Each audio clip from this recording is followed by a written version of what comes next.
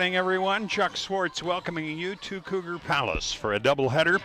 The men's and women's teams from Western Nebraska and McCook College. It's time for the High Plains Spa and Recreation pregame show featuring spas, RVs, boats, and Green Mountain Grills. They sell fun at 115 West Overland in Scotts Bluff. Thanks for joining me on KOZY 101.3 and online at KOZYFM.com to listen anywhere in the world. Plus, tonight you'll be able to view the action on YouTube.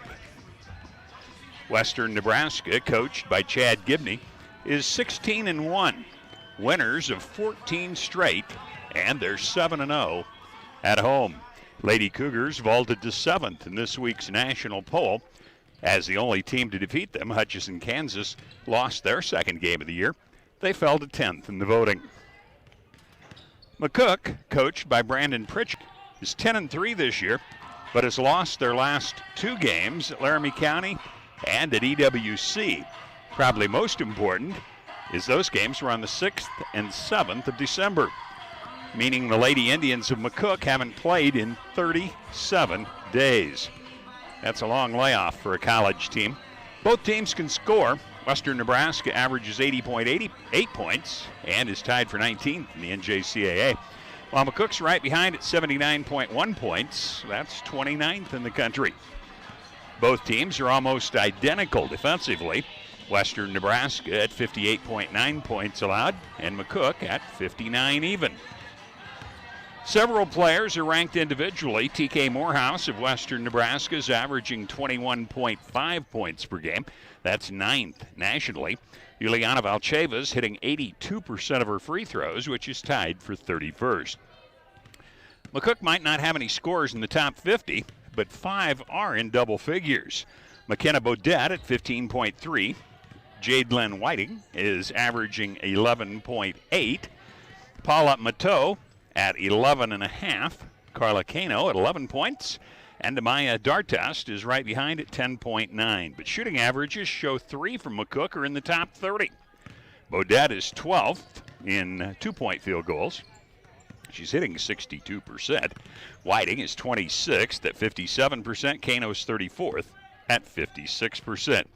Mateo is hitting 87% of her free throws, which is 6th in the country. Other Lady Cougars in double digits are Valcheva at 11.5, Lindsay Mauku at 10.9 points per game, Armani Poling at 9.2, and Taylor Joplin at 9.1. I had the chance to visit with Coach Chad Gibney. That comes up in 1 minute on the High Plains Spa and Recreation Show on KOZY.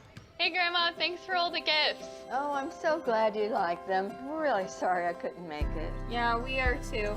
Set timer for 15 minutes. Mom, Dad, say hi to Grandma. Hey, Hi. Oh, miss you guys. We're making your famous mashed potatoes. Set the crock pot on high. Wow, technology sure has changed. Everyone, say hi to Grandma. Hi, Grandma. When a strong, reliable network really counts, let our Allo family worry about the technology that keeps you connected. Exceptional care, right here at home. That's the mission of Morrill County Community Hospital. Morrill County Community Hospital is a 20-bed critical access hospital that owns and operates clinics throughout Bridgeport, including specialty outreach clinics and Morrill County Home Health Clinic, as well as Chimney Rock Medical Center, located in Bayard. Our dedicated team is committed to you and our community every time at Morrill County Community Hospital, Bridgeport, Nebraska. Chad Gibney joins me on the pregame now. That's not an easy thing to accomplish. No, not at all. Sterling is always a tough place to play. They've got a group that's really talented this year that can score the basketball, and they did a really nice job of getting downhill and getting us into rotations, and then they rebounded the ball exceptionally well. And so we were pleased to get out of there with a victory. Well, your team hadn't played, they had, and I don't care what people think. That is a huge advantage to have a game under your belt, or games in their case, where you hadn't. Yes, it certainly had looked like they had played a couple games, and it probably looked like we hadn't going into that one, but certainly was happy to find a way to get that victory. Team moved up to 7th in the rankings, and I know rankings really don't mean anything right now. You have to hope for the good wins, and in case you don't win the region, you'll be able to get an at-large berth. But still, it's a nice feather in the cap. Yeah, it's great to see our program getting recognized on a national scale. It's good for everything as far as our girls recruiting, as far as our recruiting as a program going forward, and so that's an awesome accomplishment, and it's a testament to how I think outsiders look at our program, and it's a testament to what a great job the girls have done up to this point. And McCook was 10-1, then lost their last 2 games before the break. Still 10-3. Pretty darn good record. I know they've got some players. Yes, this is a McCook team that is as good as any that amongst my time here. They've proven themselves to be a very capable outfit so far within the first semester, and we're hoping for the best tonight. But we know that they're going to present a lot of challenges. Defensively, your teams are almost exactly the same in terms of averages, and offensively, you're both in the top 30 in the country in scoring. Yeah, there's not a huge difference amongst the numbers as far as offensive scoring and defensive scoring, and so it should be a great basketball game tonight. Looking at their rankings of players, they're 12th, 26th, and 34th, I think, in individual field goal percentage. So, boy, when they look to the hoop, they're expecting it to go in. Yes, and they've got a number of different options too, which makes them hard to guard. Can't necessarily just key in on one player. I think they have 5 different Lady Indians that are in double figures, and so that makes it that makes it a little bit tougher to defend. As we talked, both teams good defensive average, both teams good offensive average. What are you expecting out of tonight's game? Well, I hope we take a major step in the right direction after our last game. And that's the main thing, is we're hoping to get back to really being able to turn teams over and turn that into easy offense. I thought offensively we were pretty good down in Sterling to score 85 points. That should win us a lot of games, but we definitely need to shore up some things on the defensive end, as well as how we pursue the basketball off the glass. You played quite a few people down there just because you said conditioning was probably going to have a huge impact on that ball game. Looks like from the stats they play 9 or 10 people also in a ball game. Yes, both teams go fairly deep into the bench, and so we'll probably be a little bit of a tougher team to just wear down, but that'll be good. I mean, it's going to be a really nice test for us tonight. Strategy-wise, you both score a lot of points. You're used to scoring a lot of points, and you're used to holding teams down. What do you think tonight? Does it affect strategy in terms of how you try and get out and run or hold it up? Or? Well, we always want to push the pace. I think that's something that we've always prided on ourselves on here. I think with them, what makes them unique is they're pretty good in the full court and in the half court. And so they do play with some structure. So hopefully we can kind of extend some of their catches and knock them off their spot so that they're, mess up their timing in the half court. But then at the same time, we always say if we can keep teams in the half court, as far as on misses, but then on makes, being able to pressure them and make it a full court game. If we can find that right balance, I think we could be tough. Okay, best of luck, Coach. Thank you. Chad Gibney with us. Starting lineups coming up next in 1 minute. Run with us in the unstoppable John Deere Gator XUV 835 and be prepared to go the extra mile. Because when others take rain checks, we take the wheel. With 3 wide seating, heat, and AC, this is the coolest, most comfortable Gator yet. Nothing runs like a Deere. Run with us. Visit 21st Century Equipment in Alliance, Torrington, Scottsbluff, and Bridgeport, or visit 21stcenturyequipment.com.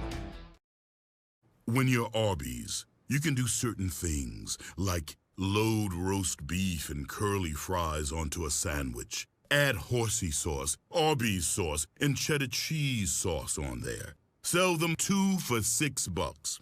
And when you're Arby's, you can call it the Arbinator. Because if you aren't, Arbinator is a super strange name to just invent. Arby's, we have the meats.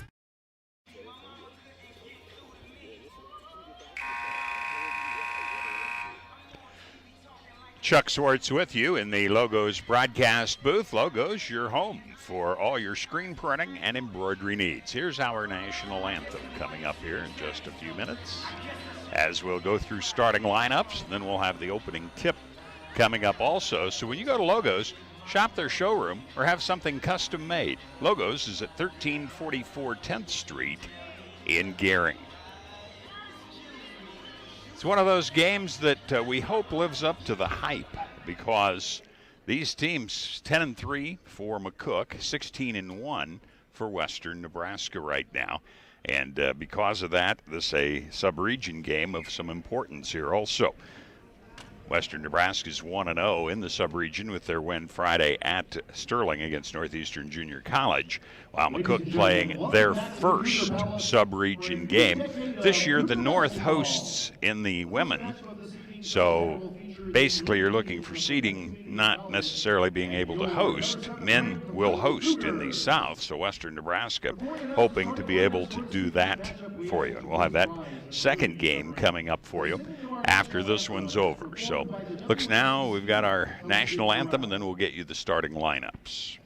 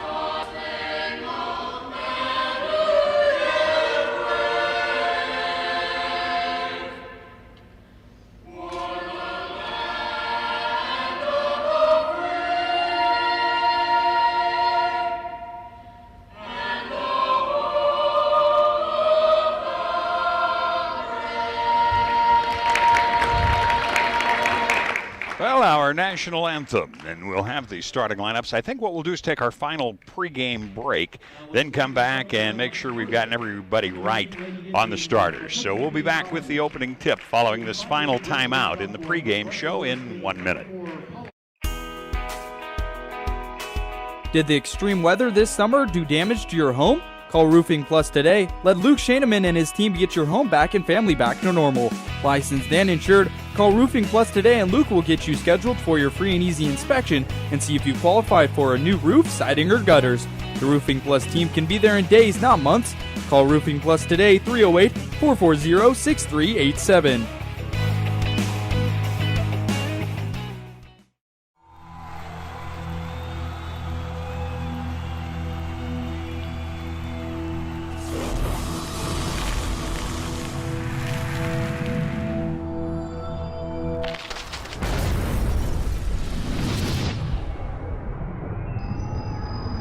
For the card-carrying fan, get your Husker Visa debit card so you can take the game with you. Free with first free checking. Bulgaria, number 5, Juliana Alchiva. A 5'7" sophomore from Denver, Colorado, number 23, Armani Pulling. Let's look at the starting lineup now for the McCook women. Paula Mateo, 5'8" sophomore out of Barcelona, Spain. Niam Kelshaw, a 5'9" freshman from Manchester, England. Carla Cano, a 5'11" freshman from Spain. Nicola Cross, 5'8" sophomore from Melbourne, Australia. And McKenna Bodette, a 6-foot freshman from Colorado Springs. Looking at the starters now for Western Nebraska, TK Morehouse, the 5'4" sophomore from Milwaukee, 9th leading scorer in the country at 21.5. Yuliana Valcheva, 6'2" sophomore from Bulgaria. Armani Pulling, 5'7" sophomore from Denver East High School. Taylor Joplin, 6'1" sophomore from Garden Plain, Kansas. And Lindsay Mauku, the 6'3" freshman from Limoges, France. Western in their home whites, gold numerals outlined in black, the wording outlined in black. McCook wearing black with blue trim and white numerals. Western Nebraska will move left to right here in the first half. Bodette jumping against Mauku, and the tip controlled by Western Nebraska finally as Valcheva came up with it. Man-to-man defense as TK takes it to the side. Now Joplin swing it on the wing to Pulling. Pulling, swings it back over, and Joplin was looking at the three, drove and scores anyway. So Joplin gives Western a 2-0 lead in the ball game. First possession for McCook. Kano will handle it on the weave to Cross. Cross, turn, mishandled it momentarily, nearly lost it to Kelshaw, but now coming out is Bodette to take the ball. Bodette working against Mauku. Gives on the weave, but Kelshaw gets rid of it quickly. Kano from the corner, the three spins out, and the rebound taken off by Mauku. TK into the corner. That'll be a three-pointer for Armani Pulling, and it is 5-0. Western just like that. Nearly a minute gone in the first quarter of play. Kano gives on the side. A three by Mateo won't go. TK Morehouse, weak side rebound, long pass down court, couldn't get the shot up. It goes to Mauku. She misses the layup. Ball's knocked away. McCook has it. McCook to bring it forecourt. Paula Mateo out of Barcelona. Transfer from Miles City Community College. Drives into the paint, puts it off the glass too strong. Rebound taken inside by McCook, and a foul now as Kano went back up for the shot. Kano will go to the line and will be shooting a pair here as Lindsay Mauku will pick up the foul. 8 minutes, 38 seconds remaining here in the first. 5-0. Western on top. And the first free throw by Kano goes in. She's a 70% free throw shooter. McCook as a team hitting 64% of their free throws. Kano hits again, so she goes 2 for 2. 5-2. 8.5 minutes to go. First quarter. High post, Joplin whips the pass down to Mauku. She puts a strong left-handed move up for her first 2 points. 7-2. Little pressure on, but bringing it across is Kano. Kelshaw. Now Kano on the right baseline. Puts it in over Mauku. 7-4. Western on top with the basketball. Here comes the drive by Morehouse, and she'll be bumped into, and we'll go to the line and we'll shoot a pair. Foul will go against Mateo. That's going to be her first against McCook College. And Morehouse to shoot a pair, 79% free throw shooter on the season. First one, nothing but net. That makes it 8-4 with 8:02 remaining. Morehouse has had huge games this year, 38 against Central Wyoming, her biggest. This one will spin out, and the rebound taken off by Kano. McCook with it. Cross, passes ahead. Kelshaw couldn't get the shot off, goes to Mateo in the corner, comes up short. Mauku with the rebound. Western on the run. TK gets by the first defender, whips a pass to Pulling on the left side. She'll drive down strong and draw the foul. It'll be on the floor before the shot, so it'll be a non-shooting foul, and Western will end up getting to inbound the basketball. That one will go against, I think that'll be Cross. Yeah, Cross will pick up the foul.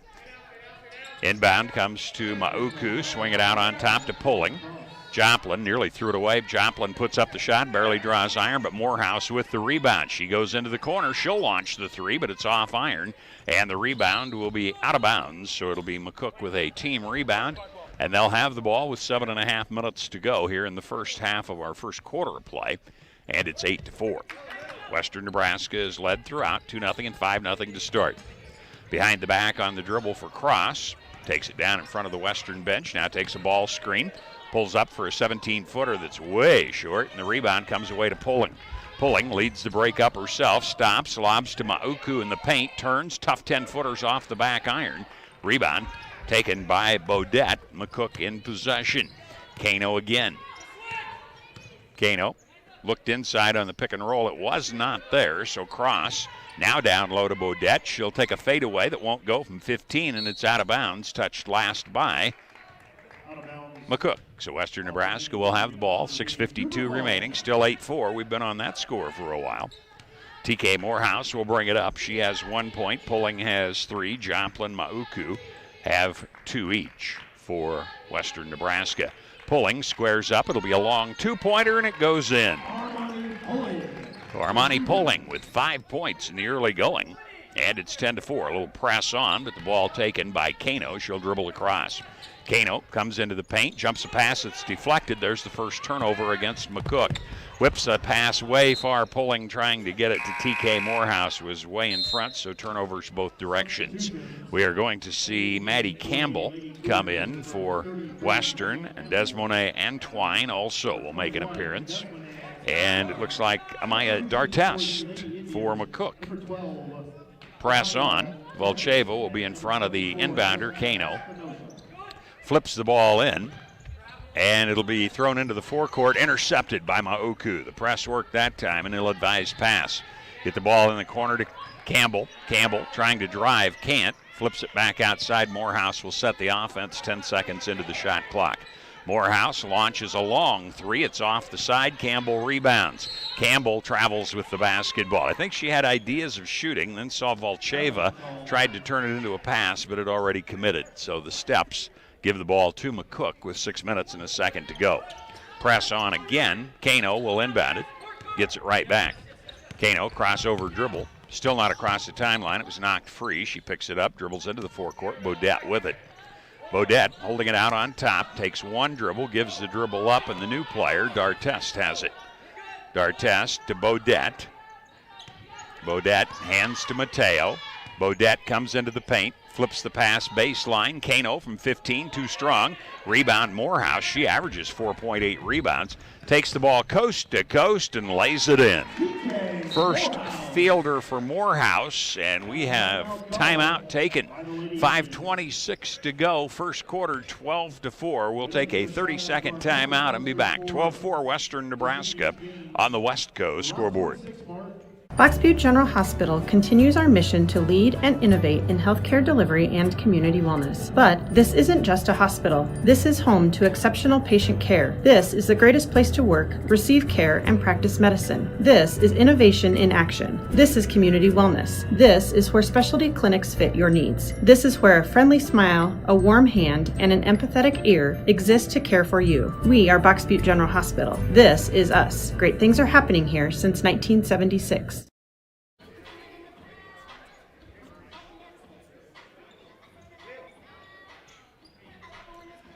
5 minutes, 26 seconds remain here in the first quarter of play. 12-4, Western Nebraska leading. They'll put the press on again. New player in, Jade Lynn Whiting for McCook. Inbounds the ball to Mateo. Far side, Dartest. Right back to Mateo. Mateo swings a pass that's deflected away. Pulling comes up with it. Third turnover on McCook. Pulling into the forecourt, waits for traffic to clear. Finds Campbell. Campbell working on the elbow, pulls up, fires down to Volcheva. She'll lay it in easily as she got by Jessica Espinoza, who also has come into the ball game for McCook. That makes 5 different people who have scored for Western Nebraska here in the first quarter, 14-4. Skip pass, far side, Dartest. Down on the baseline, Whiting chased it down to prevent the turnover, and now a foul on the baseline. Whiting getting pinned down there, as Georgia Berry, who came in for Western on that last stoppage of play, will pick up the foul. So that'll be the first on Berry, second on Western Nebraska. Got the team fouls wrong up on the board. It should be 2 apiece, but they've got it 3 and 1, so we'll keep track here. Desmond and Twine, Campbell. Here's Taylor Joplin. It's off the iron. She was hot in the first quarter at Sterling on Friday. Hit 4 threes. 0 for 2 so far in this ball game. Pulling, backs away. Now trying to drive right side. Bumped into, comes into the paint. Dishes it far side. Antwine whips it to Campbell. Her three-pointer is off iron. And the rebound to Berry, but it was a big battle between Bering and Whiting. Let's see who gets called here. Looks like Whiting will pick up the foul for McCook. So the third team foul against McCook. And a substitution for McCook in the game now, number 5, Sydney Sanford. We're going to see Sydney Sanford come in now, the 5'7" sophomore out of Missouri City, Texas for McCook. Down on the left baseline, nothing developing low, but outside to Pulling. Her open three bounces off iron, and the rebound taken by Espinoza of McCook. Espinoza dribbles it up herself, Comes across the timeline looking for a point guard now to come out and set the offense. It's Mateo. Mateo dribbling to the far side of the court, trying to clear some space. Spins away, but Campbell catches up out to Bodette. Bodette, a running hook shot off glass, and she'll get her first two. 14-6. Ball into the corner. The three won't go for pulling, and we'll have an offensive foul on the rebound attempt here. That'll go against Joplin, I believe. Nope, they're going to say Campbell. So Campbell picks up her first.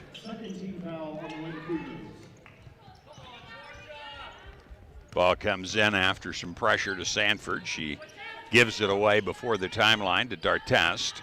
D'Artest one-hands a pass to Espinoza. Espinoza, and a block foul will be called as Pulling glares at the official thinking she had gotten set, was knocked down, but she'll pick up the foul. Now McCook will bring Kelshaw back in. She was a starter. She's out of Manchester, England. 14-6. McCook the inbound on the right side of the glass. D'Artest into Bodette, and we're going to have a foul away from the ball here, and that'll be against McCook. A ball screen by Sanford for her first personal. So that is a turnover against McCook. Mauku comes back in. TK Morehouse is in. Pulling stays. Campbell is in. Joplin also. McCook will have D'Artest out on the front line to pick up. Also Bodette, Sanford, Espinoza. There's the drive by Morehouse. She'll score, and Kelshaw the other in for McCook right now. 16-6, 10-point lead again. Ties the biggest of the ball game. Double team on, just shy of the timeline. Now brought across by Sanford. Sanford to D'Artest. D'Artest picks the dribble up, finds Bodette outside the arc. Back to D'Artest. Her pass telegraphed, will be intercepted. Here comes Pulling for the layup. And Armani Pulling, who averages 9.2 already with 7, and McCook is going to take a timeout. This will be a full 1-minute timeout. It's 2:40 to go in the quarter, 18-6. Western Nebraska on the Westco scoreboard. Changing leaf colors means yard work. Your friends at Tri-City Stormwater wants to remind you of the proper way to dispose of fallen leaves. Leaves make great mulch for trees and bushes and compost for future gardens. The city also has yard waste bins, so they can dispose all your leaves at the city compost facility. Always keep your leaves out of the gutters. Not only do they cause clogging and flooding, they can pollute our waterways by causing nutrient overload. So keep your yard looking good and your drinking water safe, because it's our water, our responsibility.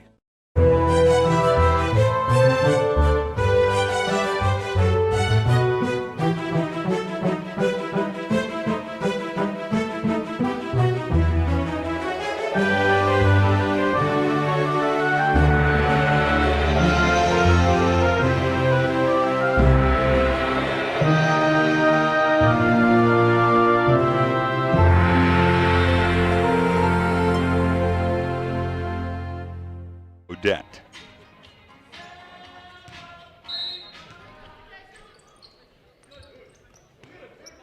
Against the press, ball inbounded by McCook. Ball hooked over by Sanford to Kelshaw. Now Pulling takes it away again. Another turnover on McCook. Pulling will launch a 17-footer, but it comes up short. Rebound taken by McCook's Jessica Espinoza. Into the forecourt, Cross, who's back in for McCook. Sanford in front of the Western Nebraska bench, wanting some movement, not really getting any. Now Kelshaw pops out to take the pass. Espinoza. Nice fake by Cross on the baseline, has it stripped away inside. Ball taken away by Morehouse. Morehouse leads the break left side. That'll be Mauku for an easy layup. And it's 20-6, just inside 2 minutes to go in the first quarter of play. Hesitation dribble. Cross has it across the timeline now, wanting to get people set up. Nice man-to-man. Here's Campbell on the defense. Mauku comes over to help, and it's a bad pass. Morehouse intercepts. Morehouse comes up 1-on-2, can't get the layup to go. It's tipped on the side. Mauku comes up with a loose ball, and McCook will pick up another foul. Good hustle by Western Nebraska as they got down there. Even though Morehouse missed the shot, they kept it alive. Espinoza picks up the foul for McCook. Wholesale subs, Valcheva's in. Mauku will be shooting the free throws. Zaria Coleman comes in for the first time. Morehouse will stay. And it's Antwine also in for Western Nebraska right now. Mauku with 2 shots coming, or is it 1-1? 1-1. No, it's 2. She's got 2, misses the first one. She is a 57% free throw shooter on the season. That's right, it was 2 because they're over the team limit. McCook already over the 5. Mauku kind of double clutches, puts this one up and gets it to go. So she has a handful of points already. 21-6, Western Nebraska. Dartest, nice fake, goes left but can't shake free, and Morehouse going for the steal, picks up the foul. First on TK Morehouse. That will be the 4th non-shooting foul, so it'll be inbounded on the left elbow.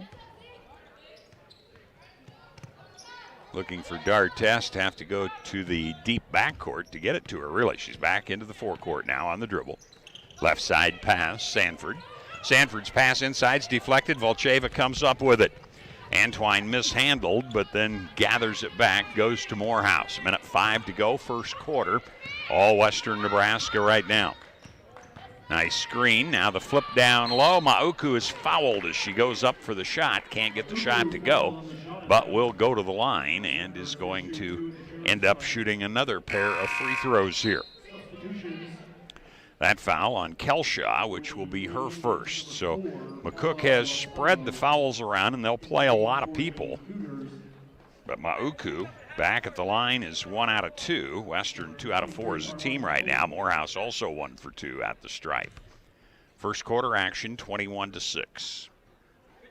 Shot goes in cleanly for Mauku, so she's hit 2 in a row. Now 2 out of 3, has 6 points in the game. Averages 10.9 on the season.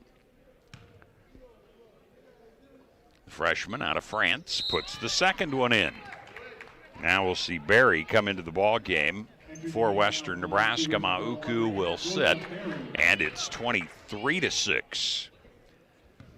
It was 14-6 at one point, so a 9-0 run by Western Nebraska. Inside 50 seconds to go now in the quarter. Nice backdoor cut. However, the pass is fumbled away by Kano. Here comes Western again, and Antwine will travel with the basketball herself. Couldn't make up her mind in time what to do with it, and stutter stepped. So the 3rd turnover on Western Nebraska, but 10 against McCook in the early going. Dartest will bring it across. Picked up by Coleman.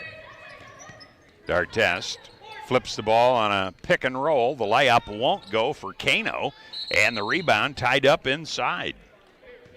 Espinoza had it for a moment, got tied up, and on the alternating possession, McCook will get it out of bounds. 27.6 seconds remain. Ball comes down on the baseline. Now Dartest in the corner, couldn't get the shot away. Mateo with it. Mateo picks the dribble up, cross courts the pass to Kelshaw. Dartest again, 8 on the shot clock, 14 on the game clock. Dartest drives right side, pass is deflected away. It'll be taken in by McCook, but that's a shot clock violation. So good defense by Western Nebraska kept McCook from getting anything going. 7.3 seconds to go. A couple of subs. See, Barry's in, Joplin is in, Valcheva is in, Poling, and Morehouse for Western for this last second attempt. Morehouse with 5 seconds. Races to the right, takes it to the hoop, puts it up. They'll say before the shot, it won't count. And it'll be 2 shots coming for Morehouse instead, as she got the defense to bump into her about 13 feet away from the hoop. Made the shot, but it won't count. And Espinoza picks up her second personal foul of the quarter. Morehouse, an uncharacteristic 1 out of 2, makes this one, so 2 out of 3. 79% free throw shooter on the season. She hits 43% of her twos and 37% of her threes, averaging 21.5 points per ball game. Second shot goes in also. She has 7. She and Pulling lead Western Nebraska with that total. And there's the buzzer. We're through 1 quarter of play, and so far it has been all Western Nebraska. We'll have the second quarter coming up in 1 minute. The score, Western Nebraska 25, McCook 6 on the West Coast scoreboard. At Elite Physical Therapy, we provide preventative and rehabilitative treatments that maximize function and promote well-being for patients of all ages. With 2 locations in Scottsbluff and Gearing, we offer the convenience of you choosing your location with the same great services no matter where you go. Stop into one of our locations today, in Scottsbluff at 214 West 27th Street or in Gearing at 10th and M Street, and see what Elite Physical Therapy can do for you. Treatment you need and care you deserve. Are you looking for the perfect place to hold a wedding, family reunion, holiday office party, or business meeting? Well, look no further. The Hampton Inn and Suites Hotel and Conference Center is just the place for you. We're a full-service banquet facility that can host up to 400 of your guests. Stop in and see our spacious open-concept meeting rooms and begin planning your special event or family gathering today. Let us do the work for you so you can enjoy your guests. For personal service, stop by the Hampton Inn and Suites front desk. Western Nebraska has never trailed in the ball game. McCook in the dark uniforms, Western Nebraska in the white. And Western Nebraska coming out with the big lead right now, and we'll have the basketball. Joplin will get to inbound. Morehouse is in, Valcheva, Pulling, and Mauku. For McCook, Bodette is out there, Mateo. Looks like Kelshaw, Dartest, and Kano.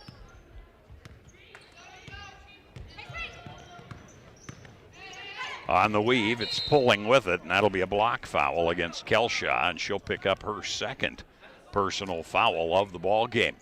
Only 8 seconds into the quarter. Her second personal. So the first of the quarter, Valcheva, Mauku. Morehouse open for 3, count it. She's already in doubles with 10. That's the 16th time she's been in doubles this year. Bad pass, Pulling intercepts. 12 turnovers already on McCook. Pulling, Morehouse dumps it down to Mauku on the baseline, skips the pass across to Valcheva. Fake to 3, drives baseline, spins in, gives to Mauku. She'll put up a right-handed shot that hangs, falls away. Bodette with the rebound. Mateo across on the dribble, left side for the McCook Lady Indians. Mateo was thinking there would be a weave with Kelshaw, but Kelshaw went the other direction. Mateo swings it back out near the free throw line to Bodette. She'll miss the shot. Rebound taken off by Bodette. 15-footer goes in this time, so she has her 4th point. One of the leading shooters in the nation. Here's the drive. Morehouse immediately answers back with her 12th. 30-8. Western Nebraska all over McCook in the early going. Dartest throws it off the glass. Valcheva with the rebound. Morehouse, long pass ahead to Pulling. Pulling releases it to Mauku. She fumbles it away. Here comes McCook the other direction. Kelshaw whips the pass to Kano. Kano, free throw line. Passes outside. Kelshaw, the 3 hangs, comes away to Joplin. Joplin gets the ball to Pulling, and Coach Gibney wants a timeout for Western Nebraska.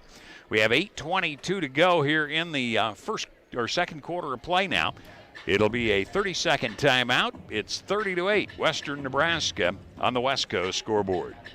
Winter is upon us, and while safety is an important consideration all year long, there are some auto maintenance and safety checks that are specific to winter driving. To be sure you don't end up a road popsicle, take your vehicle to High Tech Auto and let Terry's team help you get an upper hand on Old Man Winter.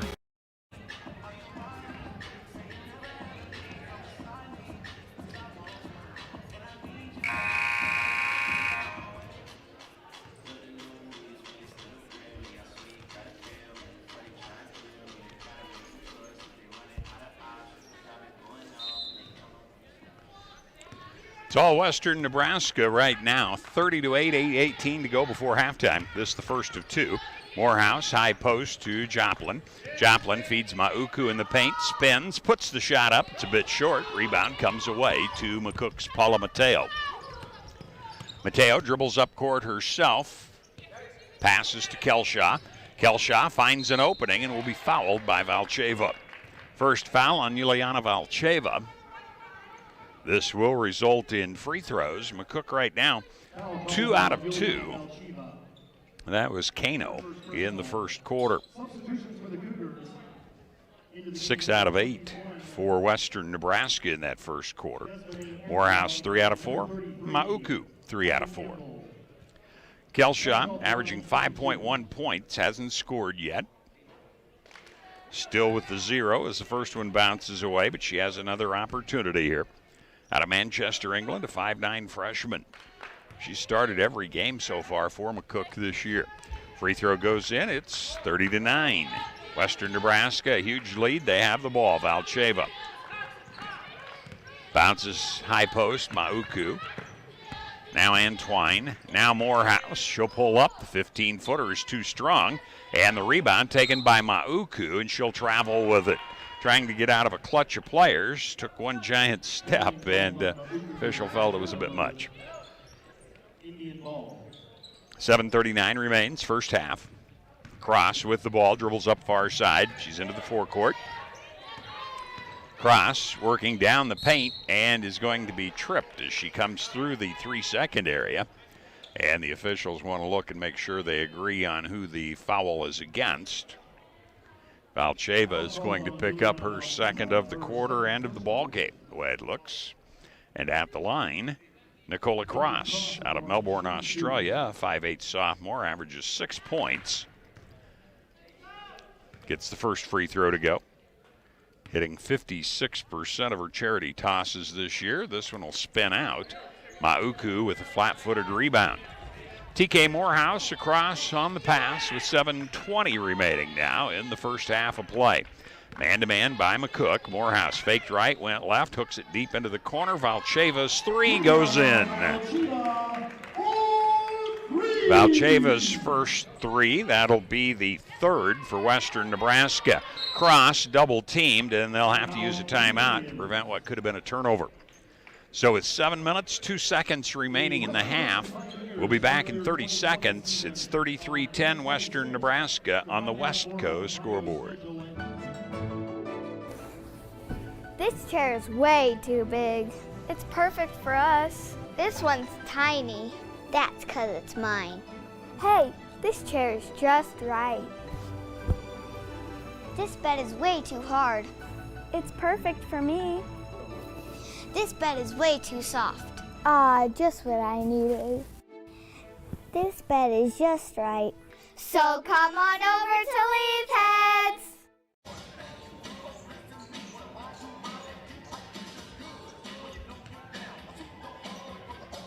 Welcome back. Chuck Swartz with you. We want to thank our sponsors who help bring you the broadcast, including J-Pro, LLC, Platte Valley Companies, Box Butte General Hospital, Ashley Furniture Home Store, and Logos, to name some of them. Press on. McCook inbounds easily this time. Kano with it.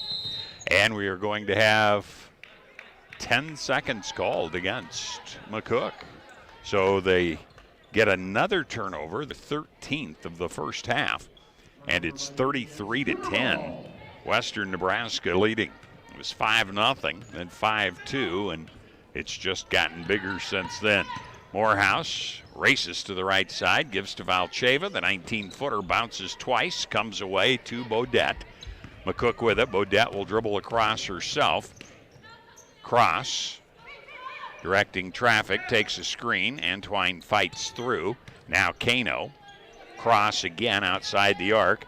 Comes down left side, puts the shot up and in, and draws the foul. Nice move by Nicola Cross for her first fielder, her third point of the ball game. So a chance at the three-point play here as Antwine will pick up her first personal. Looks like Joplin will come back in. Valcheva with those 2 personals goes out. She's the only player with 2 on Western Nebraska. The free throw hesitates, then falls in, so Cross has 4 points. And it's 33-13. Morehouse being doubled now. Swings the pass to Mauku. It's knocked away from her, and it's a turnover against Western Nebraska. Left-handed pass ahead to Kelshaw. Hurries it into the corner to Mateo. Mateo, with Campbell guarding her, goes to Bodette in the corner. Bodette, excellent two-point shooting percentage from threes, not so much. 9% on threes. Here's a three-pointer by Mateo that won't go. Western Nebraska with it. Joplin down to Campbell. Run into as she takes the pass, turns to take the shot, but they're going to say traveling before the shot. So that'll be the 7th turnover against Western. 5:45 to go. We're in the second quarter of action. Pass on ahead, and here are numbers from McCook. Kelshaw, Bodette. Bodette feeds through the middle, the drive, and the layup by Kano. Her 6th point, first of the second quarter. And it's 33-15. Morehouse on the weave to Antwine. Mauku, Campbell. Outside Joplin, launches the three. It was contested. The rebound comes away to Kano. McCook into the forecourt now. Cross working against Antwine, matching numbers 21, now matching number 4s as Mateo and Morehouse go at it. And we're going to have a foul as Mateo penetrated, got the shot away, and was fouled. It did not go in. Looks like Poling is going to come in. Barry is going to come in. And Mateo will be at the line, averaging 11.5. She has not scored in the game as of yet. Now they are signaling a 2, but Western went ahead and got some subs in. Free throw goes in for Mateo, who is hitting a cool 87% on the season from the stripe. That's 6th in the NJCAA Nationals. Mateo gets both of them, and a run on here. 33-17 though, Western still with a comfortable lead. Antwine, Campbell left side. Joplin with 2 points in this ball game right now. Has missed a couple, well, let's see now, 3 threes. Joplin fakes a 3, gives it to Poling. 7 on the shot clock. Poling was looking for the wraparound pass. Now gets it to Barry on the baseline, whips it to Campbell, and she hits the shot, but it won't count. 3-second violation, or shot clock violation. There's the 30 got away. Campbell knocked it in, but it does not count. 8th turnover against Western Nebraska. Cross takes the pass. Now doubled in the backcourt, and she traveled with the basketball. So 14 turnovers against McCook. 4:27 remains. 33-17. Western's been stuck on 33 for a while. Antwine goes high post to Poling. Poling will take a screen down right, puts it up softly, and it falls in. Poling with her first points of this quarter, but 9 in the game now. 35-17. 4:10 remaining in the quarter. Double team on Kano. Down on the baseline, here's the feed to Bodette. Bodette puts the shot up, it goes in, and it'll be a chance at a 3-point play. So she has 6 now, 2 at the quarter, a couple of quick buckets here in the second quarter of play. So Barry will pick up the foul. And Bodette, let's see, nice 80% free throw shooter on the year, puts it home. McCook as a team, as we said, 64%, but Bodette at 80, Kano at 70, Mateo at 87%. High post, Poling. Poling fakes a drive, takes the shot, and hits it just outside the free throw line. She's in doubles now with 11. That's Poling's 8th time in double digits this year, and we're in the first half. 37-20. Mateo, Kano hands to Kelshaw. Kelshaw bounces it down to Bodette. Bodette skips it to Mateo. Mateo picks the dribble up. Kano with it, starts to drive, draws the foul. And that will be Joplin who picks it up. So Taylor Joplin with her first. It will be free throws because that's over the 5-foul limit now for Western Nebraska in the quarter. Morehouse had been out. She comes back into the ball game. See, Barry's there, Poling, Coleman, and Joplin. Free throw rolls in for Kano. So she's 3 out of 3, has 7 points, 70% free throw shooter. And swishes the next one home, so she has 8. That leads McCook in scoring. It's 37-22, Western Nebraska.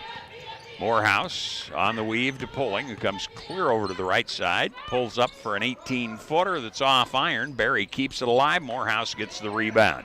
Morehouse for 3, but it's off the iron. Rebound again, Western. That was Poling. Morehouse tries again, can't get it to go. Here's McCook with it. Mateo across the timeline. Kelshaw. Mateo between the circles. Man-to-man by Western Nebraska. Mateo picks the dribble up. Her pass is deflected, but Bodette has it. Into the corner to Kano. She travels with the basketball. 2:37 remains before the break, and McCook will bring Espinoza back into the ball game. Kano will leave. 37-22. Lead has been much more substantial, but McCook putting a bit of a run on here in the latter stages of the second quarter. Morehouse has a dozen, drives to the hoop, the layup for another 2. 14 for TK, 39-22. Mateo flips the ball ahead to Kelshaw. Kelshaw whips it into the corner. Espinoza can't get the 3 to go. Joplin with the rebound. Morehouse as they cross the timeline. Back to Joplin. 3-pointer, nothing but net this time. 5th point for Joplin, her first 3. 42-22.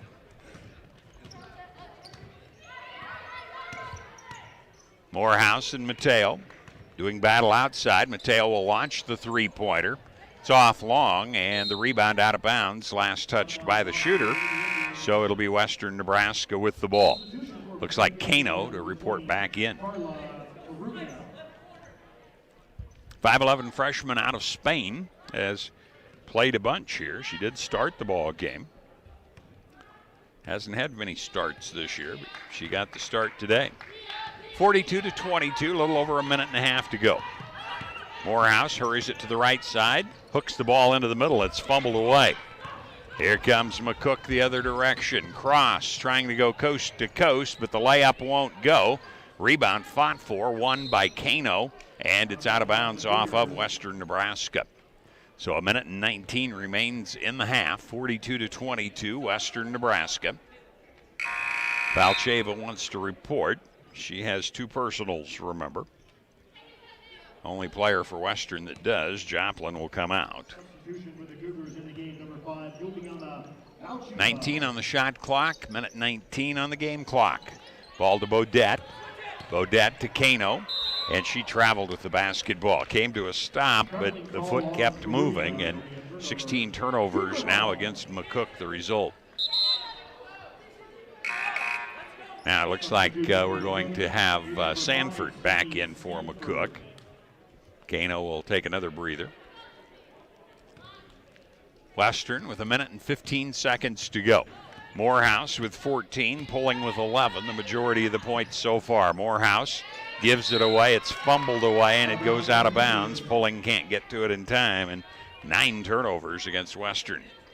No, Chad Gibney won't be too pleased about that number at halftime, despite the 20-point lead. Cross handling it for the Lady Indians of McCook. High post, Sanford. Hook the ball to Mateo. Mateo now whips the pass low. Bodette on a back cut for an easy 2. She has 9. Kano has 8. They're the leading scorers for McCook. 42-24, Morehouse with a runner in the paint for 16. Back to a 20-point lead. Kelshaw fakes, drives, passes down low to Bodette. She'll get it outside to Sanford, now to Mateo, and she'll drain a three. Mateo's first fielder, her 5th point of the ball game.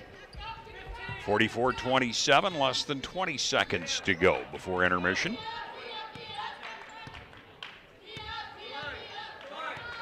Morehouse trying to take the clock down. We're at 7. Morehouse steps back, now whips the pass out to Berry. She'll launch a three. It's off the left side. And the rebound to Sanford and McCook, and we are at halftime. A 19-point second quarter by Western Nebraska gets them to 44, but a 21-point McCook second quarter gets them to 27. We'll look at our stats at halftime. We'll take a 1-minute break here. And it is 44-27, Western Nebraska on the West Coast scoreboard. Hey, I've been hanging out here a long time outside of Panhandle Auto Group, and boy, do they have a great selection of vehicles. And their sales team is great to work with, and you can also get your vehicle serviced and detailed too. Welcome to Panhandle Auto. This is Sam Serta, General Sales Manager. It has been our pleasure to serve you for the past 2 years. At Panhandle Auto, we have a seat for everybody. Whether you need a vehicle for yourself, a son, or daughter, our team will go above and beyond to satisfy your needs and even your dreams. So again, thank you from Sam Serta, General Sales Manager at Panhandle Auto, for allowing us to earn your business. At Panhandle Auto, it's time for something different. At Platte Valley Bank, we believe it shouldn't cost you money to access your money. That's why we offer free ATMs anytime, anywhere. Whether you are across town or traveling abroad, there won't be an added expense to access the funds in your Platte Valley Bank account. Free ATMs are just one of the great benefits of banking with us. Stop by to talk to one of our friendly associates to discuss what else Platte Valley Bank has to offer.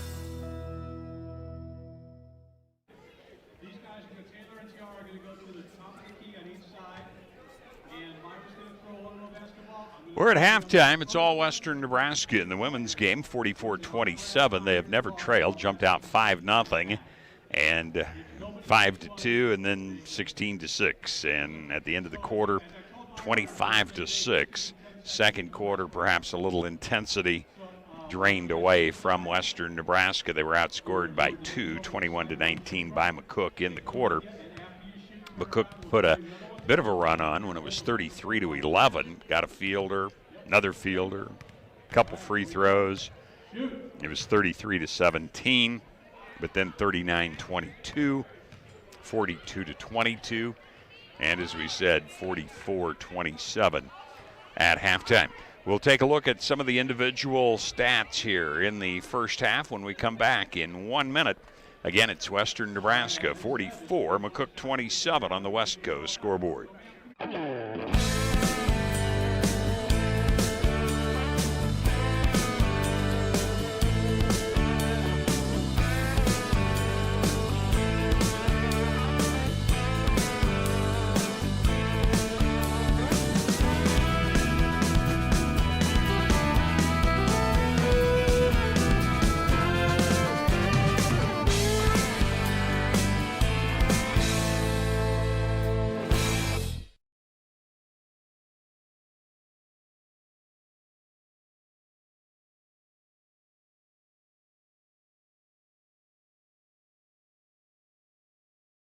On April 15, 1924, West Nebraska Methodist Episcopal Hospital, the region's first modern hospital, opened in downtown Scottsbluff. The goal was to provide the care residents needed close to home, and it's never changed. For 95 years, we've continued to provide exceptional health care for generations of families throughout our region as a community hospital, a regional referral center, and a Level 2 trauma center. Thank you for trusting your health care to Regional West Medical Center. Nebraska with a huge lead here at intermission, 44-27. Let's take a look at the scoring for McCook. They have been led by McKenna Bodette with 9. She averages 15-3, 1 out of 1 in free throws. 8 points for Carla Cano. She's 4 of 4 at the line. Then it's 5 points for Paula Mateo, 2 for 2 at the stripe with a 3-point bucket. 4 points for Nicola Cross. She's 2 out of 3 in free throwing. 1 point for Naomi Kelshaw. 1 for 2 in free throwing. Playing but not scoring, Jessica Espinoza, Jadelyn Whiting, Amaya Dartest, and Sydney Sanford. So 9 have played and 5 have scored in the first half for McCook. We'll come back and take a look at Western Nebraska's scoring in 1 minute. Again, it's Western Nebraska 44, McCook 27 on the West Coast scoreboard. On April 15th, 1924. We all have hard days at work. This is what champion bullfighter Dusty Tuckness does for a living. Now this is a tough day at work. When Dusty comes home, he likes things quiet. Windows and patio doors from Renewal by Anderson not only make things quiet, they cut your energy bills and add to the value of your home. No matter what you do for a living, Renewal by Anderson windows and patio doors, because coming home should always feel this good.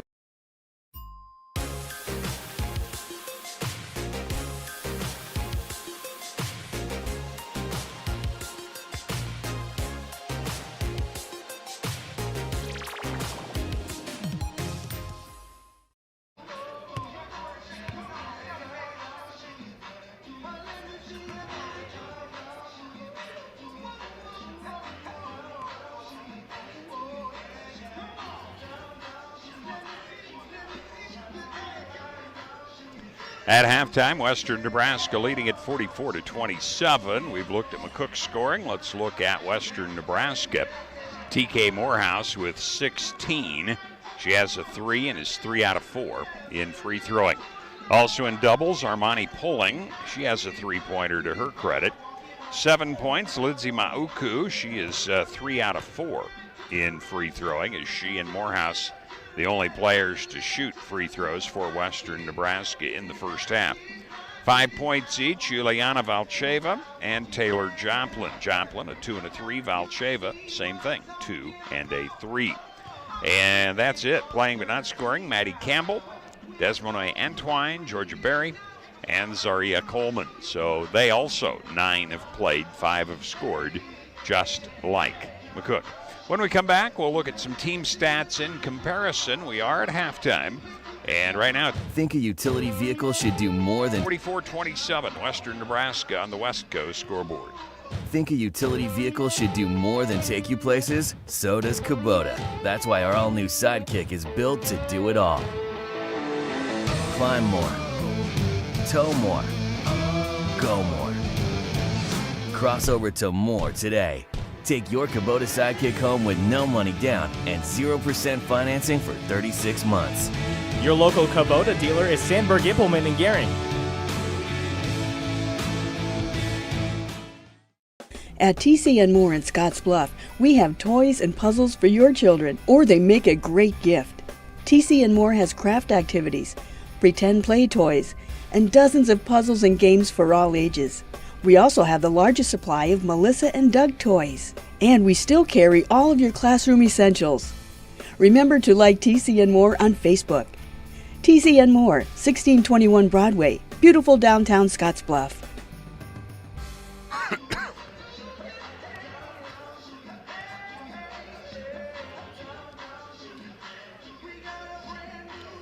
It's a big lead for Western Nebraska at halftime, 44-27. Unofficially turnovers, 9 on Western Nebraska and 16 on McCook. Rebounds, 18 for McCook. They've been led by Bodette with 4, Mateo with 3, and Western Nebraska with 3 more rebounds, 21. Mauku and Morehouse each have 4. So the turnovers not good for either squad here in the first half. But still early in January, teams still getting their legs under them, I think, for the second semester action. Not a lot of points off the bench. McCook has 1 player who has scored that did not start in the ball game.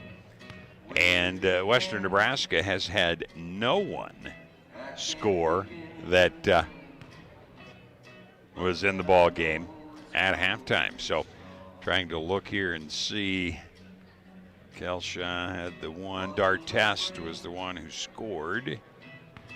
they had given Bodette, they'd taken one of the field goals D'Artest had made and gave it to D'Artest. So D'Artest had scored. So 9 have played, 6 have scored for McCook in the first half of action. Next coverage of Western Nebraska comes up on Saturday. The women are here at home against Iowa Western. Should be a good one. Hope you can come out to the Palace for that one. I'll be in North Platte to bring you the Western Nebraska North Platte men in another South Sub-Region game. Now this year the men host out of the South. So the winner of the South will host. And I guess we could look a little bit at some of the ratings that we have. Otero is currently rated 11th in the country. Western Wyoming is 15th. Western Nebraska men have split with Western Wyoming. Casper is ranked 16th. Western lost by 2 in their only matchup. They'll be out in Casper in early February. Salt Lake is ranked 20th, and that's a team that beat Western Nebraska with a 3/4 court shot at the buzzer. Since we've looked at the men, let's go ahead and look at women's ratings. As we said at the top of the show, Western Nebraska is 7th ranked in the country right now. Hutch was ranked 4th, but they lost over the weekend. They fell to 10th in the most recent poll. That's the only loss Western Nebraska has. Casper's ranked 22nd. Western Nebraska won a close game at home against them earlier, and as we said, we'll be back up there in early February. And Gillette is ranked 25th in women's play. And another team that Western Nebraska has faced this year, Utah State Eastern, did receive some votes in the poll on Monday, but did not get enough to get into the top 25. But that's how the ratings sit right now. Some of our other sponsors helping bring you the ball games: Runza, Scottsbluff Screen Printing, Paul Reed Construction, First State Bank, High Plains Spas and Recreation, and WNCC. If you have a chance, thank them for helping to bring the broadcast to you on KOZY and tonight on YouTube also. And of course, it's always available on KOZYFM.com on the World Wide Web. We'll look at some more of the game action coming up when we come back. We're at halftime. We'll take a 1-minute break. It's Western Nebraska 44, McCook 27 on the West Coast scoreboard. When we combine our energy, we're able to accomplish incredible things and take on the greatest challenges. We're stronger than we could have ever been alone because our energy works better together. Tri-State and My Roulette Company. Brighter, stronger, better together. Are you ready to join the celebration? Then what are you waiting for? Switch to Viero today and find out exactly why we're better. More towers than the competition, convenient stores in your neighborhood, friendly, helpful customer service, and top phones at excellent values, such as the iPhone XR for free. That's right. Get a free iPhone XR when you purchase any other iPhone of equal or greater value. Viero Wireless, your better choice for wireless service.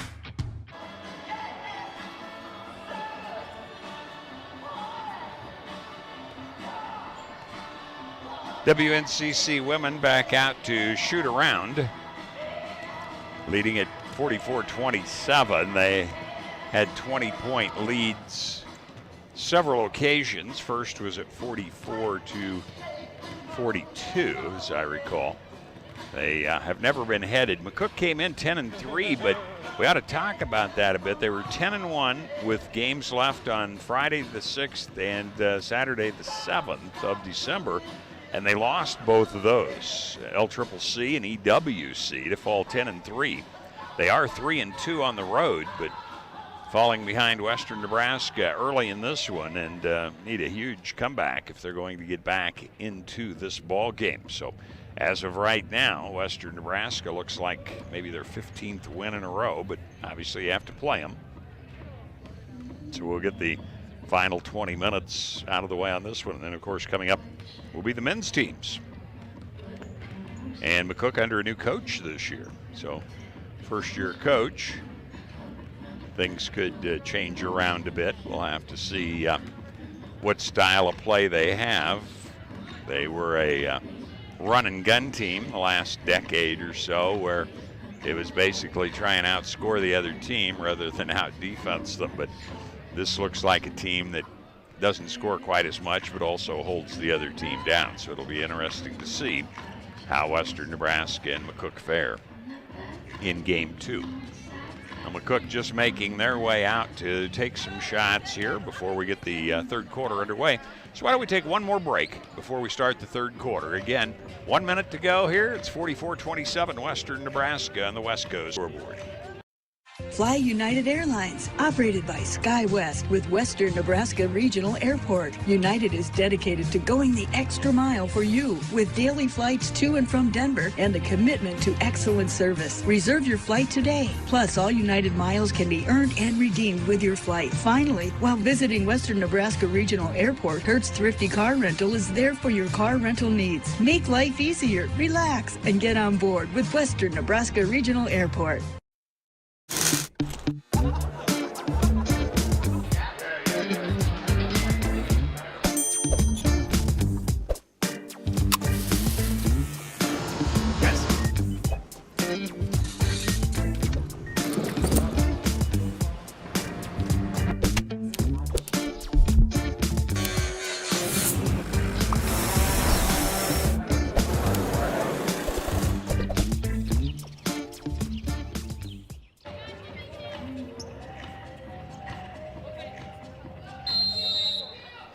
As we start the third quarter of play, McCook has the basketball. McCook moving left to right here in the third quarter. Taking the screen, Cross flips a pass back that Mauku intercepts. Makuku racing down court, and the ball's tipped out of bounds by Cross. So a turnover against McCook on their opening possession. That's kind of the way the first half went. I had them for 16 in 20 minutes in the first half. Pulling takes the inbound. Morehouse in the corner. Morehouse, a step back three. Count it. 19 for Morehouse, averaging 21.5. She's had 3 games in the 30s, including 38 against Central Wyoming. Pulling intercepts the pass. Pulling takes it to the rack and scores. She has 13, so the two main scorers come right out and put some points in for Western Nebraska. Ball knocked out of bounds. McCook will have it. 9:18 to go in the third quarter. Ball inbounded to Kano. Cross with it. Cross waiting to get people set. Now changes hands on the dribble. Here's the backdoor cut. Feeds it down low to Bodette. She's doubled. Has to go outside with it. The three won't go. And Mauku with it. Mahuku to Pulling. Waits for traffic to clear, and we are going to have a foul called. It'll go against Mateo. So Mateo with her first of the half, second of the ball game. Kelshaw also has 2, as does Espinoza, but that's it for McCook. Valcheva had 2 for Western Nebraska. Now the drive, and Joplin will get her 7th point. So 6-0 run to open the quarter here. It's 51-27, 8:48 to go in the third quarter. Kelshaw, Bodette, Cross with it. Takes the drive into the middle and is going to be fouled by Pulling from behind. So Armani Pulling will have her second personal. It's unfortunate for Pulling because the drive was going right into the 6'3" Mauku. Inbounding on the right side, Nicola Cross. Flips it out on top to Mateo. Get it to Bodette. The little left-hand hook comes up short.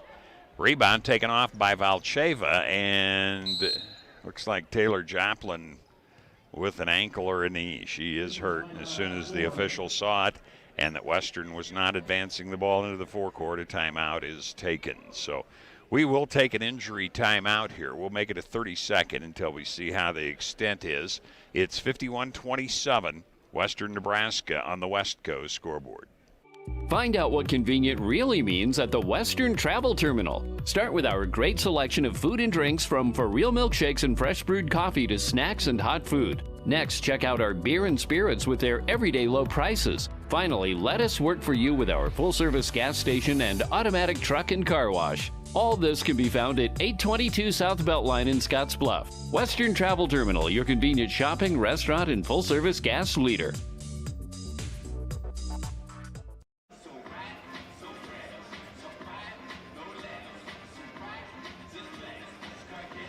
The trainer Doug Jones out for Western Nebraska. Doug Jones, the trainer, checking out, and obviously Taylor Joplin in some pain here out on the court. Looks like an ankle, and hate to see that because it came on a play where there wasn't a lot of contact, but she just came down wrong on the ankle the way it looks. And she will be assisted to the bench, if not locker room, trainer's room, because she's not putting much weight on that one. So unfortunate for her. And Western playing about 9 people per ball game. That's the number they've had in so far in this one. And she is going to the training room rather than to the bench. So they will attend to that right away. So a stoppage in play and a 44-27 halftime lead has increased to 51-27. Morehouse with a 3, Pulling and Joplin with 2s. And McCook shut out so far in the early part of the third quarter. See, Pulling is going to be in. Morehouse, Valcheva, Mauku, and Campbell will be in place of Joplin. Morehouse across, near side, dribbles over to the far side. Steps back, goes between the legs on the dribble, gives it to Pulling. The high arching 3's off the back iron. Rebound tipped outside. Morehouse in the right place again. She'll launch. It won't go, and the rebound is out of bounds off McCook. Valcheva nearly got it. Mateo knocked it away out of bounds. And Western will hang on to it with 8:06 remaining in the third quarter. Morehouse to inbound against a man-to-man defense. Pulling near the free throw line. Down to Mauku. She takes a left-handed shot after momentarily fumbling it away. It does not go. Bodette across for McCook. Bodette picks the dribble up. Now needs some help. Mauku, good defense out there denying. And we've got a 5-second count. Good defense by Mauku. Bodette caught in the 5-second trap and the 18th turnover against McCook. 7:48 remains, third quarter. Pulling will give it to Morehouse, who has a game-high 19 right now. Valcheva. Mauku, high post. Pulling with it, now Morehouse. Morehouse finds an opening, drives, and draws the foul. She will shoot 2, as she was in the act of shooting. 2 shots in the charity stripe. That will be Cross picking up her second. Foul called on Nikki Cross. Morehouse went 1 of 2 and then 2 of 2 in her 2 trips to the stripe in the first half of play. First free throw, too strong. Stuck at 19 right now. Pulling has 13. Joplin, Mauku, 7 each. They adjusted the scoring at halftime for McCook. Now Morehouse hits the second one. So McCook led by Kano at half with 8. Bodette had 7.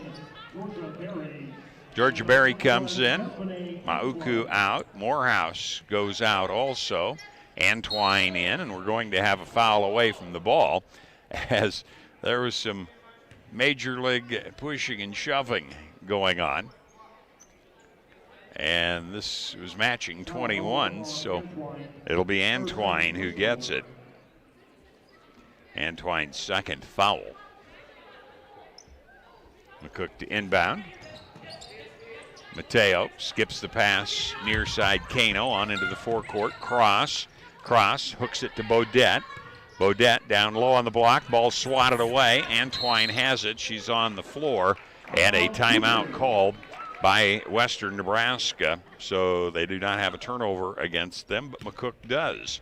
So we're going to take another 30-second timeout with 7:21 to go in the third quarter. It's Western Nebraska 52, McCook 27 on the West Coast scoreboard. Run with us in the unstoppable John Deere Gator XUV 835 and be prepared to go the extra mile.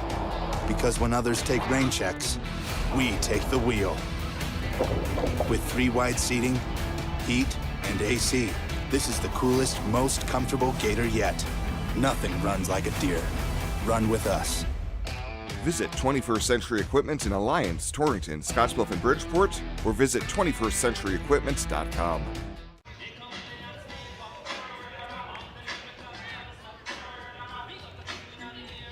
We might mention McCook did not have Achok Gumwell, a 6'3 sophomore from Sydney, suited tonight. Not a big scorer, 3.6, but she does rebound 4 per game. He is not suited in playing tonight for McCook. Antwine, Campbell, high post, Valcheva, Barry in the paint, nice drop step, and she'll draw the foul. Bodette got the block with the hand, but we're going to have a foul away from the block by Nicola Cross. So Cross will have her third. 2 of them coming just 24 seconds apart. Georgia Berry trying to get her name in the scorebook. Will be shooting a pair here. It's just over 50% from the line. That one hit both sides. The front hesitated and fell away. Still looking for her first point, the sophomore out of New South Wales in Australia. Second shot goes in, so she's in the book now. And it's 53-27. McCook yet to score in the third quarter. Mateo now gets the ball back, puts the shot up and in softly off the glass. So she has 7, 6:53 to go. Clock running, third quarter of play. Campbell, Barry, Valcheva doubled in the paint, turns, puts it up off the glass for 2. Good move by the sophomore from Bulgaria. She hits 45% of her 2s. Now we'll have a foul down at the other end. Valcheva will have her third personal foul. Picked up 2 in the third quarter, just half a minute apart. Set some of the second quarter because of that. Average is 11.5. She has 7 right now. Into the game, Dartest for McCook. Mateo again. Takes the screen, the pick and roll, and the layup will go in for Jadelyn Whiting for her first 2 of the ball game. 55-31. Here's the drive by Antwine. She's fouled and scores. Whiting will pick up personal number 2. So Antwine with her first points. So now a total of 7 have scored for the Cougars in the ball game and lead it 57-31. Antwine to shoot her first free throw of the game, hitting slightly under 50% of her tosses on the year, 48% to be exact. But she gets the old-fashioned 3-point play with that free throw, and it's 58-31. Now Morehouse comes back in. She had not been in during part of that run, getting a bit of a breather. Here's Dartest. Dartest weaving up on the right side, and traveling will be called against Kelshaw. I've got 20 turnovers unofficially against McCook in the ball game now. They'll put a little press on, so Campbell looking to inbound. Morehouse has it. Once Morehouse gets it, she's going to scamper by everybody in a hurry. Campbell has it. She'll launch the 3, but it's off the back iron. Mauku rebounds. Hook it down to Barry, and it's knocked out of bounds. Good hustle by Jadelyn Whiting of McCook to prevent what could have been a layup. And we're going to have a timeout taken with 5:56 to go, third quarter. This will be a 30-second timeout. It's 58-31 Western Nebraska on the West Coast scoreboard. Hey, Grandma, thanks for all the gifts. Oh, I'm so glad you like them. I'm really sorry I couldn't make it. Yeah, we are too. Set timer for 15 minutes. Mom, Dad, say hi to Grandma. Hey, Hi. Oh, miss you guys. We're making your famous mashed potatoes. Set the crock pot on high. Wow, technology sure has changed. Everyone, say hi to Grandma. Hi, Grandma. When a strong, reliable network really counts, let our Allo family worry about the technology that keeps you connected.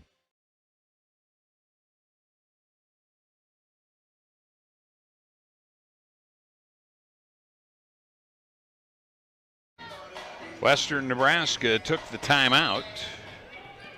Western Nebraska to inbound on the side. It was knocked away, intended for Barry. Western Nebraska to inbound out closer to the right corner, leading at 58-31 following the timeout. Mauku takes the pass in, makes a bad pass on top. It was anticipated well by Mateo. Mateo flips it off to Whiting for an easy two. She scored 4 quick points for McCook, but 58-33 Western Nebraska. Morehouse backs off. Mateo with good defense. Now they'll double, so Barry has it. Swing it to Campbell, and the three-pointer banked home by Campbell for her first points. 61-33. I'm sure after the game she'll tell everybody she called the bank. Handling the ball for McCook, D'Artest. She'll drive to the baseline, and a foul on Barry as she didn't get set in time, and she will have her second personal of the ball game. Now we're going to see Espinoza back in for McCook, 5'11" freshman out of El Paso, Texas. There's the ball down low on the block to Whiting. She'll miss as Barry intimidated. Mauku rebounded. Here's TK Morehouse. Left corner, Campbell. Mauku swing it to Antwine. Antwine drives, pulls up, and draws the foul. She'll go to the line to shoot a pair as the ball crawled across the rim. Actually, I think they're going to say it was before the shot, so no free throws coming. That will be D'Artest picking up her first personal.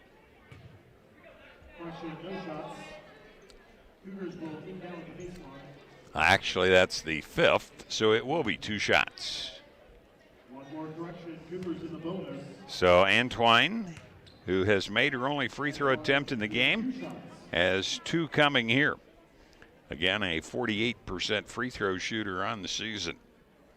Team as a whole at 68%. And Antwine proves the statistics wrong. She's 2 for 2, made the first one. Has another coming. 62-33, Western Nebraska.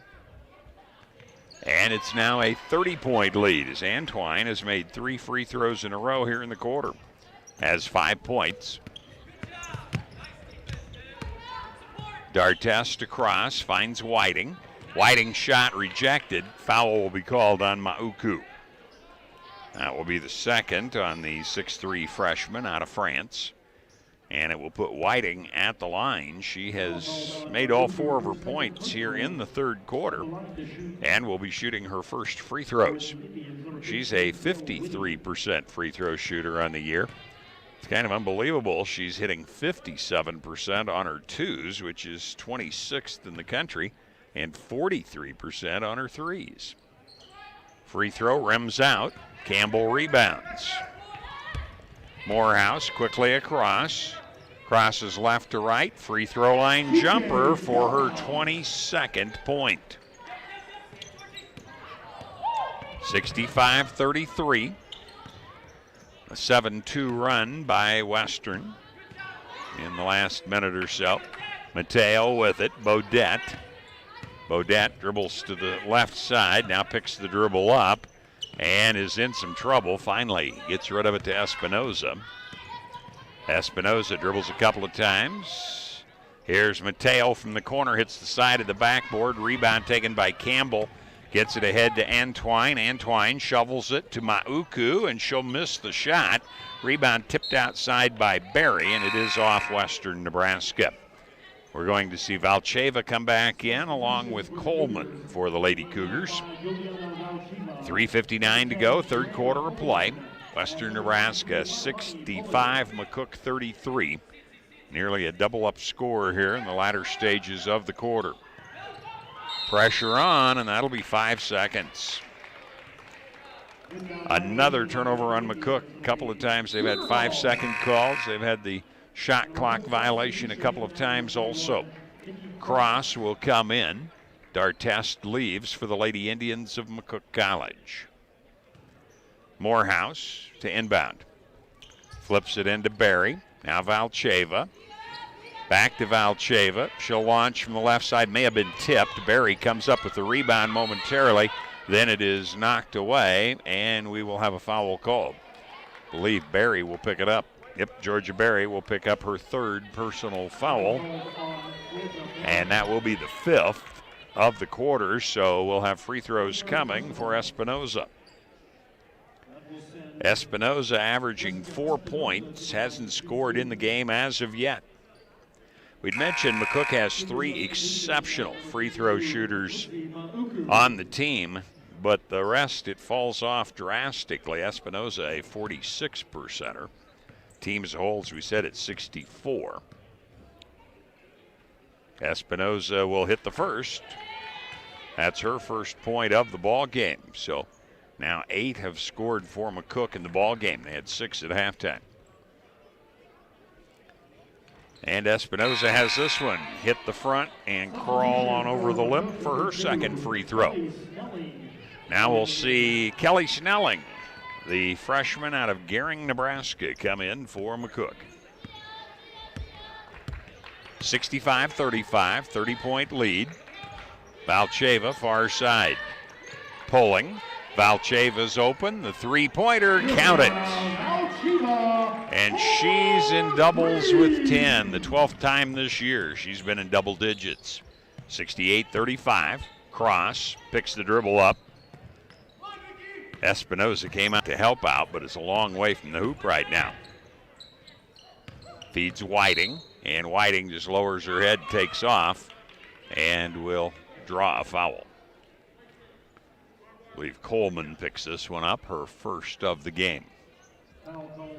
And, of course, 2 shots coming because it's past the 5-foul limit. So 0 for 2 for Whiting just a moment ago. This one does go in. So she's 1 out of 3, has 5 points. Average is 11.8. One of those double-digit scores. Dartest averaging 10.9 has 2.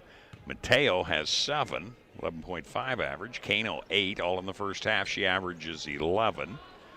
And the leading scorer, Bodette, who averages 15.3, has 7.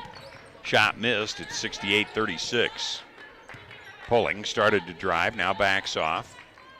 Working top of the circle, comes left. McCook switches off, whip the pass. Valcheva tries another 3. This one won't go. Rebound taken by Whiting. Whiting, hesitation move, takes it to the rack, draws the foul, and it goes in. It'll be a chance at a 3-point play. Mauku will pick up personal number 3. And Whiting with 7 points now and a chance at another free throw. She's 1 of 4 at the stripe, however. As we said, a 53% free throw shooter on the season. Bends the knees, and it rim rattles out. And McCook out hustles Western for the rebound. Espinoza did that one, and now Whiting loses the handle on the baseline, and Western gets it back. 2 minutes, 43 seconds remain in the third, 68-38. Morehouse across. They'll try and double her, and she throws the ball away far side. 10th turnover, the first of the second half against Western Nebraska, and there's 2:36 remaining in the quarter. Cross out of Melbourne, Australia, 5'8" sophomore. Passes to Whiting, high post. Whiting, hands on the weave to Espinoza. Espinoza on the baseline, nice drop step, but she was too far under, hit the bottom of the board, gets her own rebound. Here's Snelling to put it up from 10. It's off the backside. Coleman rebounds. Coleman will push it herself, throws long to Valcheva. She makes an acrobatic catch and the layup for her 12th point. 70-38. Cross, Bodette. Bodette swings it onto the left side. Espinoza in front of the McCook bench. Drives down low and traveled with the basketball. Western has it back with 1:51 remaining third quarter. Remember, we'll have the second part of the doubleheader, the men's teams, to do battle here at the conclusion of this game. Western Nebraska 16-1. They're now ranked 7th in the country. Morehouse hurries the ball up on the left side, reverses it to Pulling. Coleman far side, Valcheva in the corner. We'll try another one. It rims out, and the rebound to Bodette. Bodette, pass ahead to Snelling. Hesitation move, back to Bodette. It's knocked away by Coleman and intercepted. 24 turnovers on McCook. Coleman to the rack and scores. Her first 2 of the ball game. 72-38. 1:15 remain, third quarter. Cross, now the pick and roll down to Bodette. The ball was thrown too far, and McCook has turned it over on consecutive possessions. 1:07 remain, third quarter, 72-38. 28 points in the quarter so far for Western Nebraska. Morehouse, Coleman, Pulling. She'll take that long 3, count it. Pulling has 16 in the game. She averages 9.2. She hits a quarter of her 3-point shots. She has 2 in this game.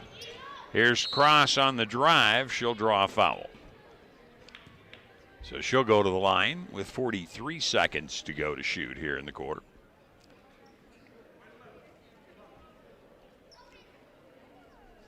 See if that's Barry with her 4th.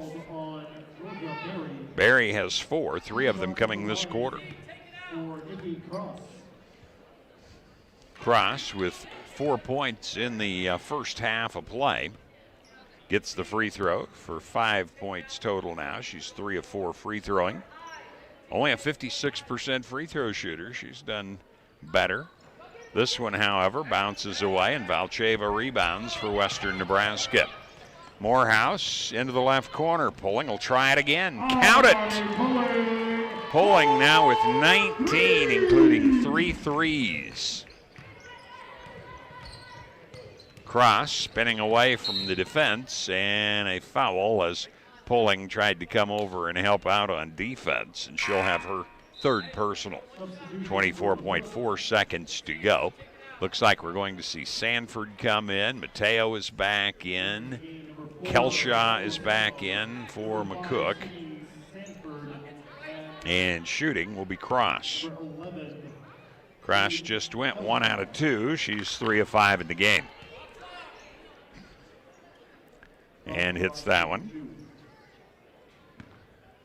So Cross now with half a dozen points. The second one bounces out. Valcheva to TK Morehouse. 18 seconds to go in the quarter, 78-40. Morehouse trying to take the clock down. Goes to the right side, backs off, takes the shot for 2, and has 24 in the game now. And there's the buzzer. It's a double-up score heading to the 4th quarter. Back in a minute, it's Western Nebraska 80, McCook 40 on the West Coast scoreboard. When you're Arby's, you can do certain things, like load roast beef and curly fries onto a sandwich. Add horsey sauce, Arby's sauce, and cheddar cheese sauce on there. Sell them 2 for $6. And when you're Arby's, you can call it the Arbinator. Because if you aren't, Arbinator is a super strange name to just invent. Arby's, we have the meats. Did the extreme weather this summer do damage to your home? Call Roofing Plus today. Let Luke Shaneman and his team get your home back and family back to normal. Licensed and insured, call Roofing Plus today and Luke will get you scheduled for your free and easy inspection and see if you qualify for a new roof, siding, or gutters. The Roofing Plus team can be there in days, not months. Call Roofing Plus today, 308-440-6387.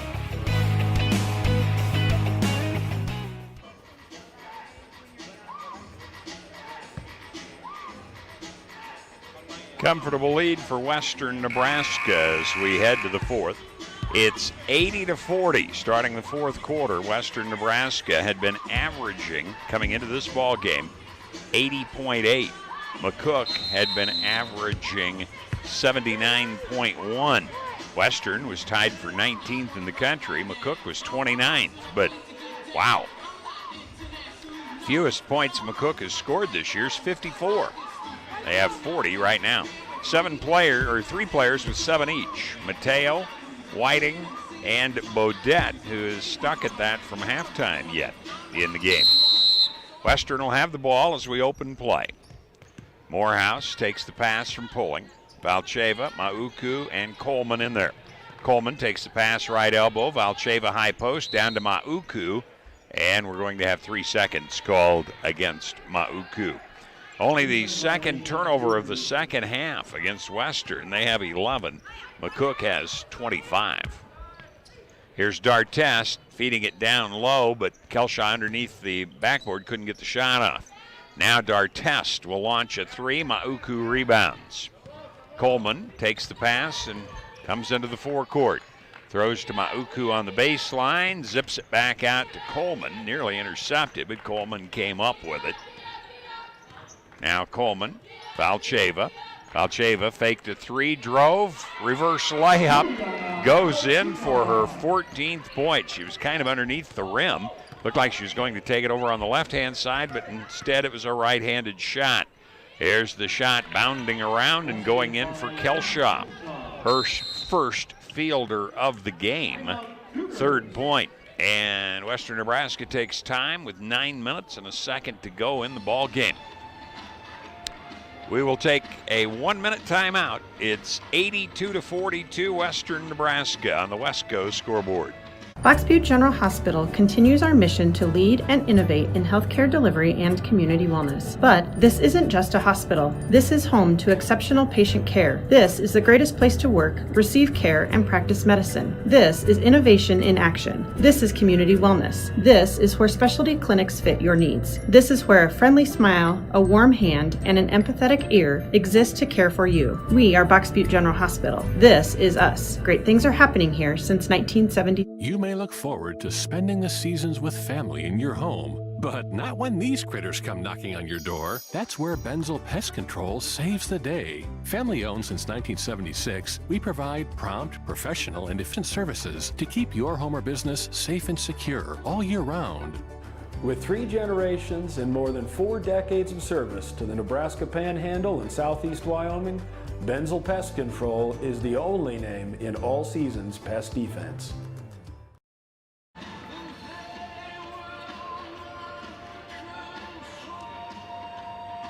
Welcome back. Chuck Swartz with you in the Logos broadcast booth. Western Nebraska just moved up to 7th in the national poll yesterday, and nothing to dispel that here. 82-42 over a 10-3 McCook squad. Morehouse will handle it. Coleman with it. High post, Mauku. Pulling on the left elbow. Valcheva. Valcheva, nice drive, scores, and is fouled. Valcheva hit a 3, and since then she has driven a couple of times, made some nice layups, and we'll have a chance at a third here. 8:45 to go, and that's the first on McKenna Bodette in the game. Valcheva hits. She is tied for 31st in free throw percentage in the country. Her first free throw of the night. 85-42, most points Western has scored. It's 108 this year, if you're wondering. Ball goes down to Bodette, can't get the shot away. Now Bodette, mindful of the 5-second count, goes to Mateo. Long rebound, Bodette. Near side to D'Artest. D'Artest will drive. She misses. Mauku with the rebound. Morehouse, long pass ahead to Pulling.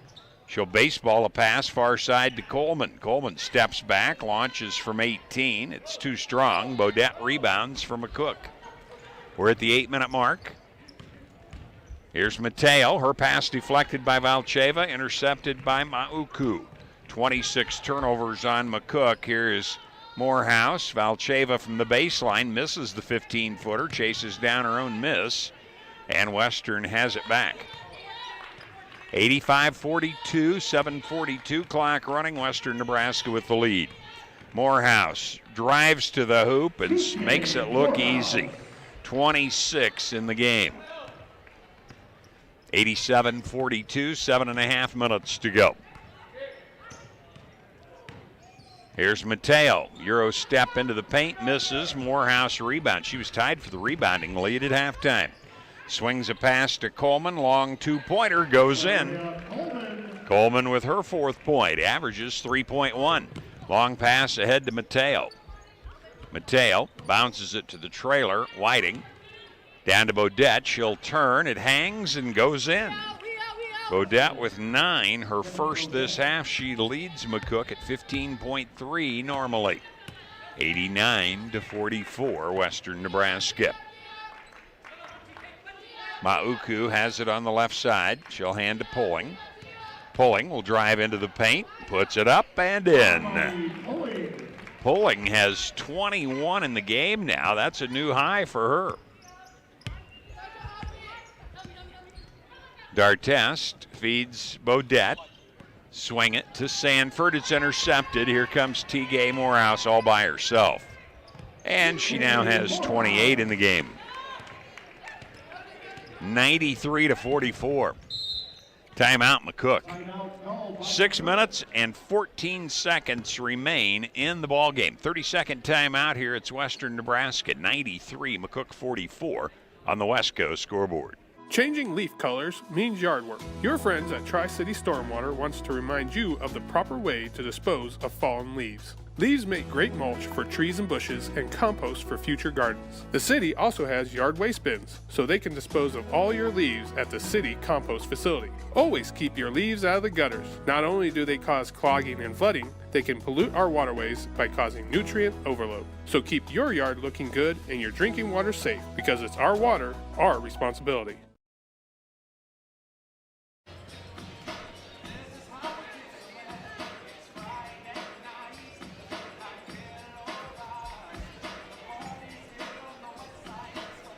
Six minutes, 14 seconds remain in the ball game. 93-44, Western Nebraska leading it. McCook took the timeout, and they bring Whiting back into the game. She'll inbound it to D'Artest. Pass near side, nearly thrown away, but saved by Sanford. Sanford to Bodette. Bodette on the baseline. McCook with the basketball, down low to Whiting. Her shot will curl in as she gets it in the paint for her 9th. She and Bodette lead with 9. It's 93-46. Huge lead by Western Nebraska. Duplessis in the game. Dakota Duplessis now handling it some. Campbell with it. Antwine. Flip it down low, and Mauku fouled as she goes up for the shot. She'll go to the line to shoot a pair.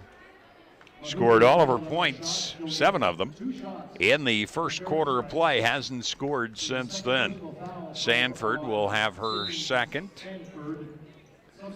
Now we're going to have Kelly Snelling back in, the Gering High grad, playing for McCook. She takes over for Kelshaw. Mahuku, 3 out of 4 at the line, a 57% free throw shooter on the season. So one of the things she's hoping to improve upon, but that one was too strong. 5 minutes, 37 seconds remaining, 93-46. Western Nebraska never trailed in the ball game. She gets the 2nd free throw, so she has 8 points in the game. Mauku comes out. Barry is in with her 4 personal fouls. 94-46. D'Artest across on the near side for McCook. Now the pick and roll down to Bodette. She'll swing it into the left corner. Snelling fake, drives. The ball's knocked away. And we are going to have a foul called against Western Nebraska. It'll be Dartest on the left side to inbound it here, or kicking the ball, apparently was what the call was. So that's why McCook has it here. Snelling feeds down to Dartest in the paint. She'll put it off the glass for 2. So she has 11, or excuse me, 4 in the game now. Now the ball's stolen away. 12th turnover on Western in the ballgame. They've cleaned up the act in the second half, that's for sure. Here's Dartest. Dartest to Whiting. Bodette. Sanford. Sanford, near side, Snelling. She'll drive baseline. The runner won't go, but she'll be fouled by Valcheva. 4th foul on Juliana Valcheva. So she and Barry have 4, and Joplin, of course, leaving with that ankle injury earlier. But a 94-48 lead also. So Snelling at the line. The Gering High grad will shoot a pair here. Averages 2.2 points for McCook. Free throw goes in. She has not had many free throws this year and was hitting 13%. So that doubles her free throw makes on the year, and that one goes in also. So maybe she's got the stroke back now, and it's 94-50. Western with the lead, Snelling with a pair. High post to Campbell. Campbell from the free throw line misses the side. The rebound, Barry for 2. First fielder for Georgia Barry. She has 3 points in the game. 96-50, 4.5 minutes to go. Ball comes into the paint. Wild shot by Dartest doesn't go. Rebound taken by Western, and a foul on Snelling. And that will be the 3rd on McCook, so a non-shooting. Coleman in, Valcheva out. Barry will inbound a couple of steps back of the timeline. McCook will be in a man-to-man defense again.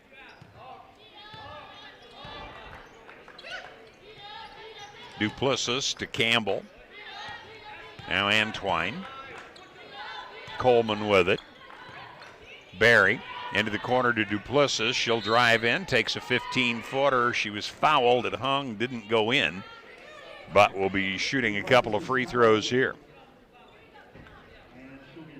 That will be Sanford with her 3rd personal. 2 of them coming here in this quarter. At the line, Dakota Duplessis, the Flossmoor, Illinois freshman, averages 1.9 points per ball game. Gets the first free throw in, hits 50% on the season. Again, as we've said, Western 68% as a team, led by Juliana Valcheva at 82%. Duplessis hits again, so 2 points for her. 98-50. Swing the pass left side, and we'll have traveling called as the drive by Sanford didn't get the dribble started in time. Be over on the right side where Coleman will inbound the ball. Western Nebraska a pair shy of the century mark as Duplessis brings it across. Antwine, now Coleman. Give it to Campbell. Here's Duplessis, has it ripped away but picks it back up. Coleman, Duplessis splits the defense, puts it up, and it'll be an offensive foul called against Dakota Duplessis. So that is personal number 1, turnover number 13. 98-50, the score remains. Western Nebraska with the lead. Apologize, picked up a cold, and hopefully we'll get through 2 games okay here. Here's the pick and roll to Bodette, but it's taken away. And the foul is going against Duplessis. Got a hand check in there apparently, and picks up her 2nd foul in 9 seconds. That's the 3rd, so non-shooting. Bodette has it to Snelling. Snelling drives, has to go to Bodette outside. She comes into the paint, hands it to Whiting. Bodette now, the little jump hook won't go. Rebound taken off by McCook. Whiting fought for it. Her pass deflected, but Bodette comes up with it. Here's Dartest. Snelling on the baseline. It rims out. Barry rebounds for Western Nebraska. 3 minutes to go. Coleman, hesitation move into the paint, misses. Bodette rebounds. D'Artest across. She'll launch from outside. It's off the front of the iron, and the rebound taken by Campbell. Coleman with it now and kicking the ball against Bodette. Prevented the ball from getting to Barry in the paint area. 2:38 to go. 98-50 Western Nebraska. Men's game coming up after this one. Looks like we're going to have Kano back in from Spain for McCook. Bodette will come out. Duplessis, Campbell. Down to Barry in the paint. Turns, nice drop step, scores, and is fouled.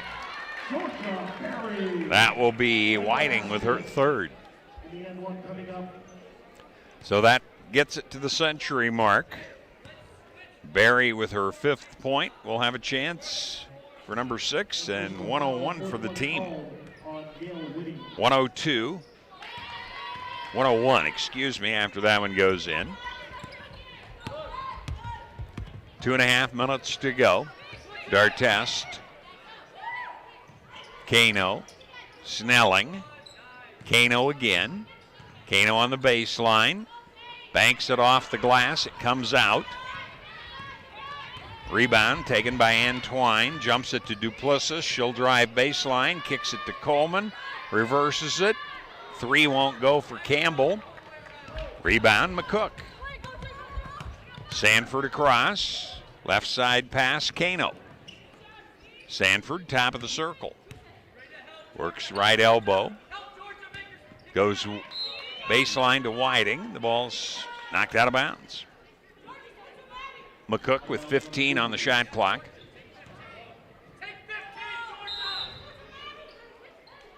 D'Artest flips it out to Whiting. The set shot misses off the left side. Barry rebounds. Duplessis, long pass on ahead. Antwine pulls up, now comes through the middle, ball's knocked away. Scramble for it, McCook gets it. 14th turnover on Western Nebraska. Snelling, Kano. Now a long 3 taken on the far side by D'Artest, spins out. Antwine, and Campbell misses, gets her own rebound, puts it in. Campbell with 5 in the game, right at her average of 4.7, 103-50. Snelling reverses it outside, and it'll be Kano hitting the 3.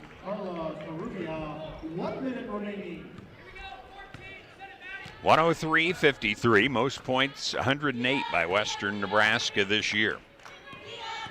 That was against the Colorado State University club. Duplessis drives and scores. 4 points for her all this quarter. 105-53, ball's knocked away, and it'll be McCook to keep possession, trying to get it to Snelling, and Duplessis raced down to get a fingernail on it and knock it out of bounds.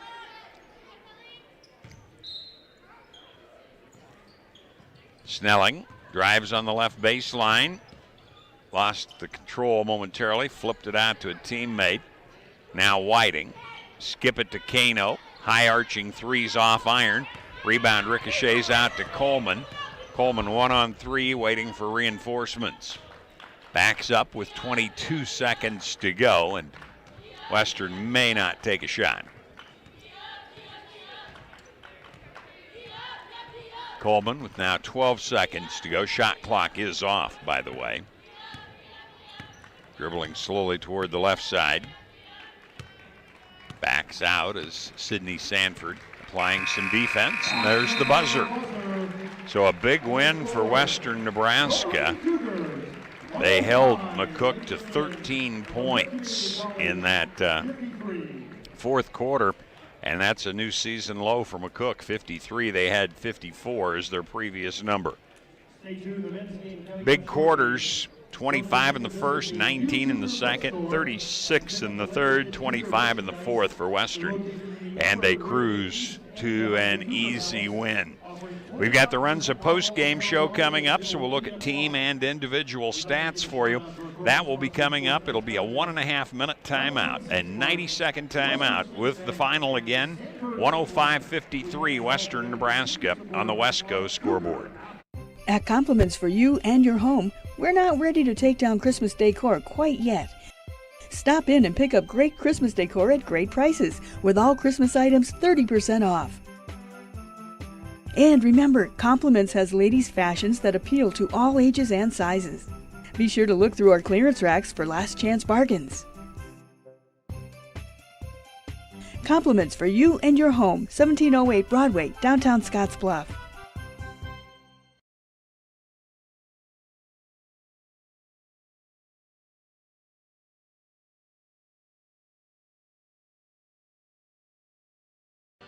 At Elite Physical Therapy, we provide preventative and rehabilitative treatments that maximize function and promote well-being for patients of all ages. With 2 locations in Scottsbluff and Gearing, we offer the convenience of you choosing your location with the same great services no matter where you go.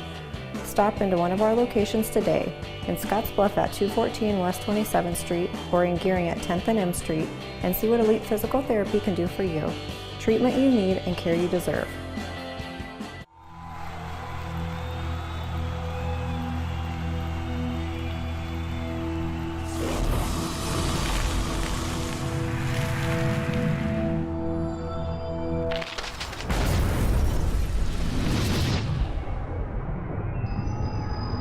For the card-carrying fan, get your Husker Visa debit card so you can take the game with you. Free with First Free Checking.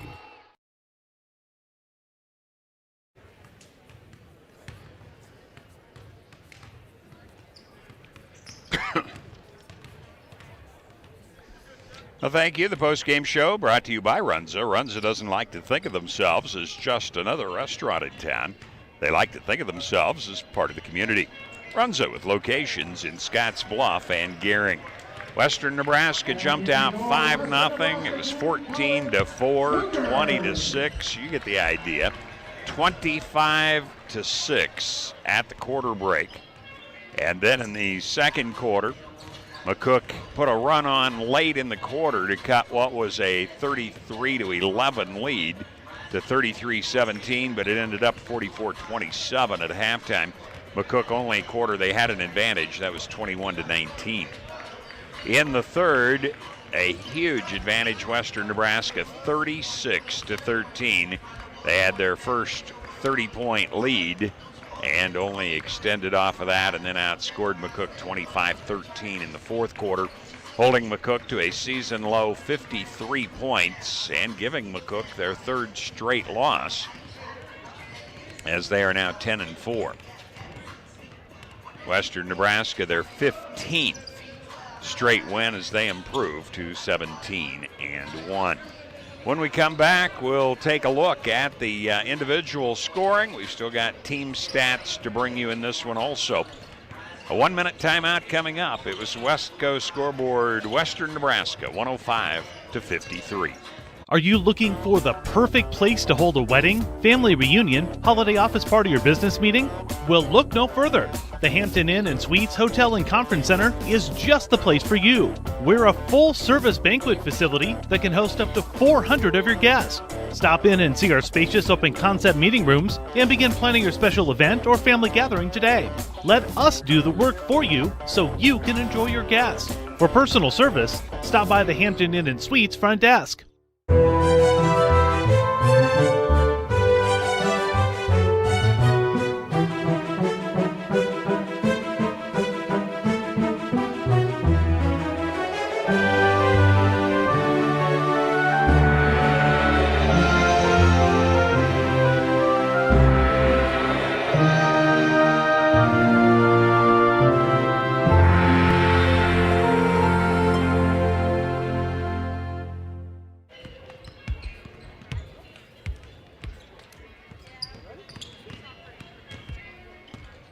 Welcome back to the Runza post-game show. Let's look at McCook's scoring first. On the women's side, they had one in doubles. Carla Cano with 11. 4 of 4 at the line, had a 3-point bucket. 9 for McKenna Bodette. She was 1 of 1 in free throwing in the game. 9 points also, Jadelyn Whiting, 1 of 5 in free throwing. Then it was 7 points, Paula Mateo, 2 for 2 at the line, a 2 and a 3-pointer for her. 6 points for Nicola Cross, 4 out of 7 in free throwing. Then it was 4 points, Amaya Dartest.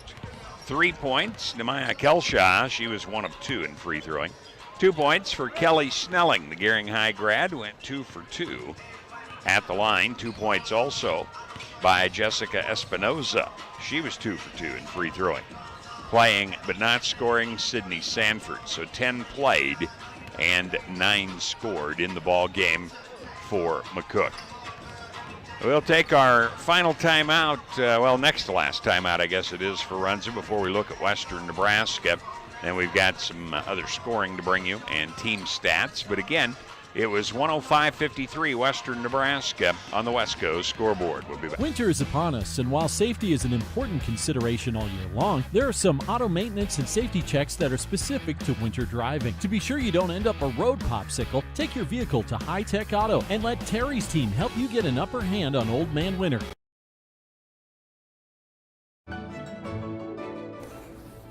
This chair is way too big. It's perfect for us. This one's tiny. That's 'cause it's mine. Hey, this chair is just right. This bed is way too hard.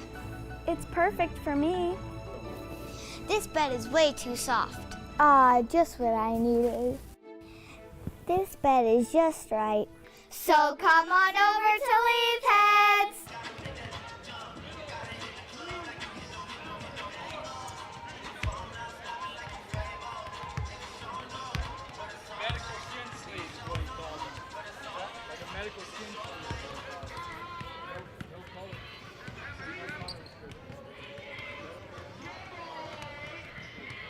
Let's look at the Western Nebraska scoring in this ball game now. An easy win, 105-53. There were 3 in doubles, a couple others pretty close, led by TK Morehouse, 28 points.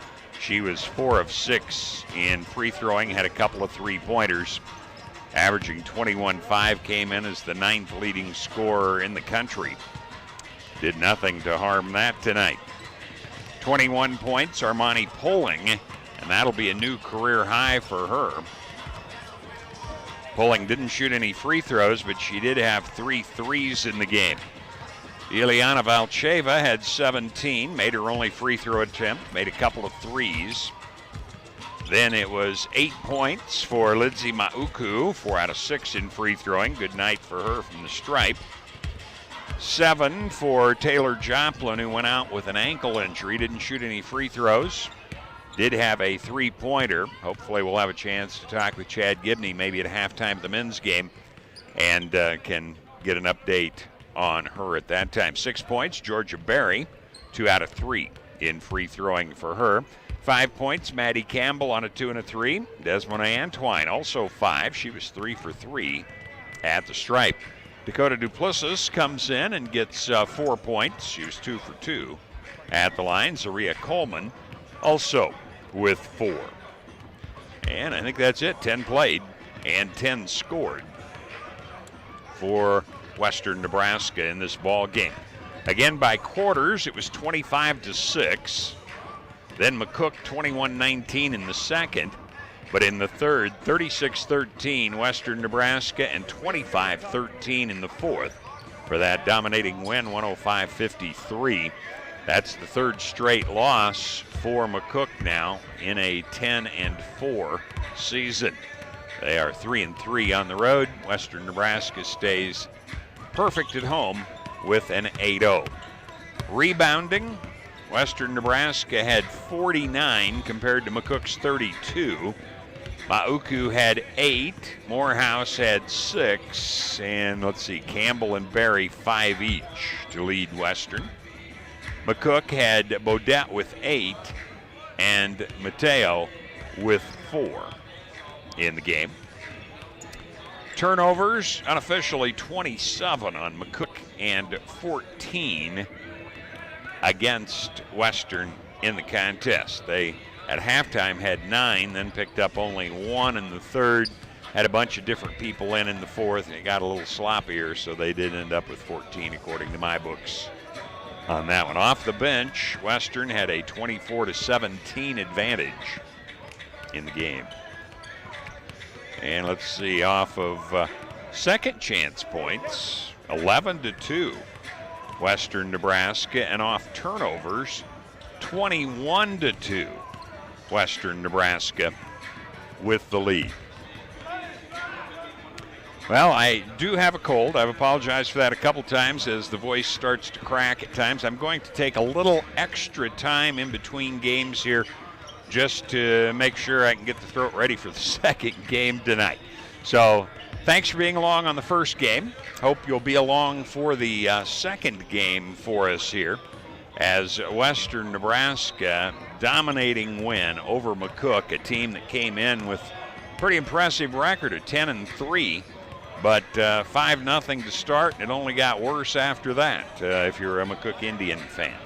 So we're going to take a 2-minute break, but this will take care of the Runs a Post-Game show, and we'll take a 3-minute timeout and be back. Again, it was 105-53, Western Nebraska over McCook in women's play on the Westco scoreboard.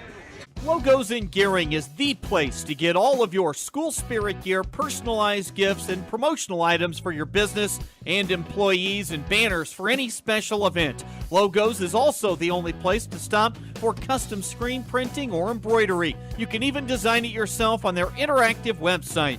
Stop into Logos today. They'll design it, print it, and have it to you in no time. There's no job too big or small for Logos. That's Logos in Gearing. Exceptional care, right here at home. That's the mission of Morrill County Community Hospital. Morrill County Community Hospital is a 20-bed critical access hospital that owns and operates clinics throughout Bridgeport, including specialty outreach clinics and Morrill County Home Health Clinic, as well as Chimney Rock Medical Center, located in Bayard. Our dedicated team is committed to you and our community every time at Morrill County Community Hospital, Bridgeport, Nebraska. Next Gen Outfitters, where the adventure begins and the tradition continues. When it comes to an online retailer, this is the new standard in authentic hunt, camp, and shoot. Born from over a century of outdoor experience, your online retailer, Next Gen Outfitters. Hey, I've been hanging out here a long time outside of Panhandle Auto Group, and boy, do they have a great selection of vehicles. And their sales team is great to work with, and you can also get your vehicle serviced and detailed too. Welcome to Panhandle Auto. This is Sam Serta, General Sales Manager. It's been our pleasure to serve you for the past 2 years. At Panhandle Auto, we have a seat for everybody. Whether you need a vehicle for yourself, a son, or daughter, our team will go above and beyond to satisfy your needs and even your dreams. So again, thank you from Sam Serta, General Sales Manager at Panhandle Auto, for allowing us to earn your business. At Panhandle Auto, it's time for something different.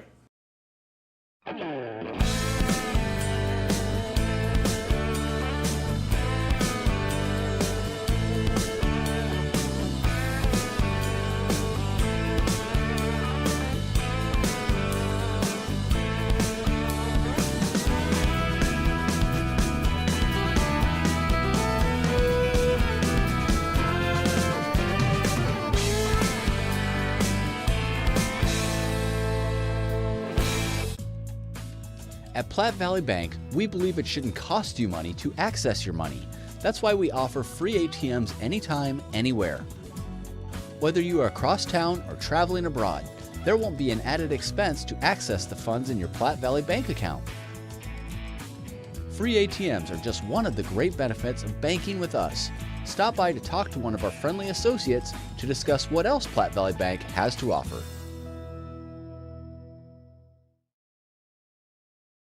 On April 15, 1924, West Nebraska Methodist Episcopal Hospital, the region's first modern hospital, opened in downtown Scottsbluff. The goal was to provide the care residents needed close to home, and it's never changed. For 95 years, we've continued to provide exceptional health care for generations of families throughout our region as a community hospital, a regional referral center, and a Level 2 trauma center. Thank you for trusting your health care to Regional West Medical Center.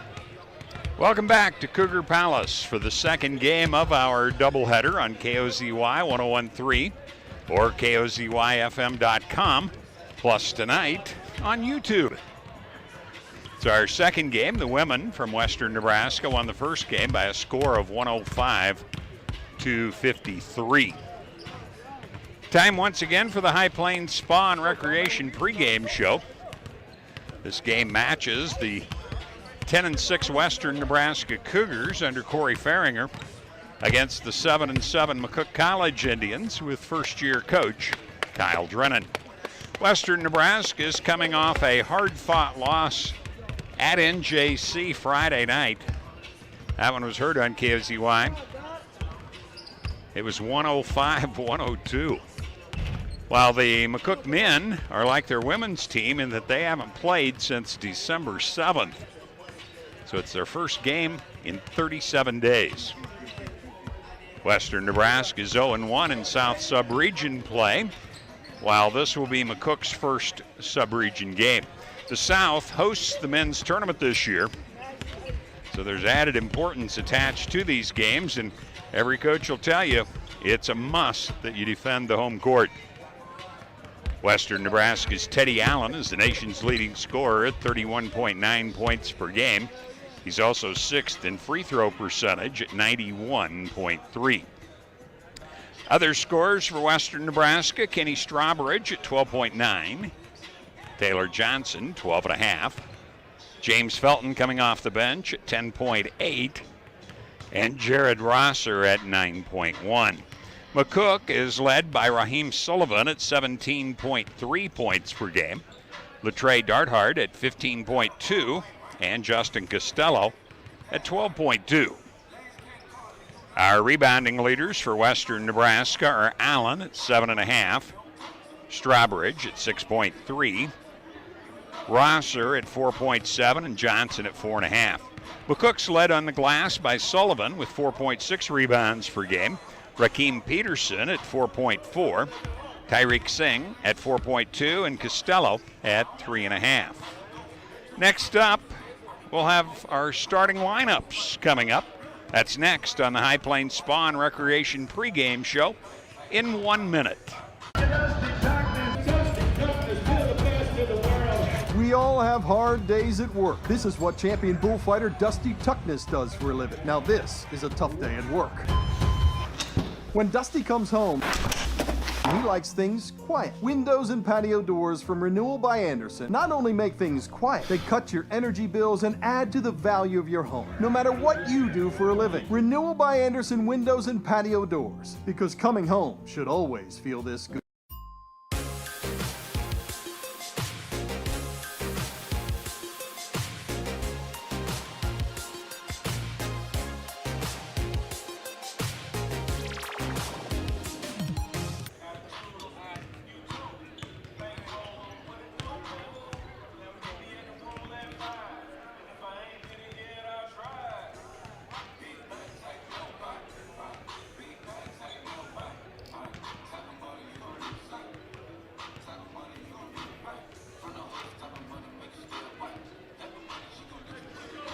Welcome back. They have not quite gotten it down on the clock yet as to when they will give us the starting lineup, so we'll just take a minute or two here and also talk about the fact that the Western Nebraska men 0-1 in the South Sub-Region. McCook to play their first game. You have to win the home games. There's just no two ways about it. And again, we had talked about ratings earlier, but out of the South, Otero is ranked 11th in the country right now, so they have to be the favorites to think they're going to be hosting the regional, but you have to wait and see how things happen. Now, out of the north, Western Wyoming is ranked 15th. Western Nebraska has split with them this year. Casper's ranked 16th. Cougars lost by 2 at home, still have to go up to Casper and play on the 3rd of February. And Salt Lake is rated 20th. And that was a team that beat Western Nebraska on a 3-quarter court buzzer beater, 60-57. Now, Gillette out of the north also received votes. So those teams definitely the ones that seem to have the advantage when it comes to postseason play, but who knows? That's why you play the games, right? Well, right now, Western Nebraska had a 6-game winning streak snapped at NJC in Sterling, Colorado the other night, 105-102. Had a three-pointer heavily contested by Teddy Allen late in the game, but just didn't get it to go.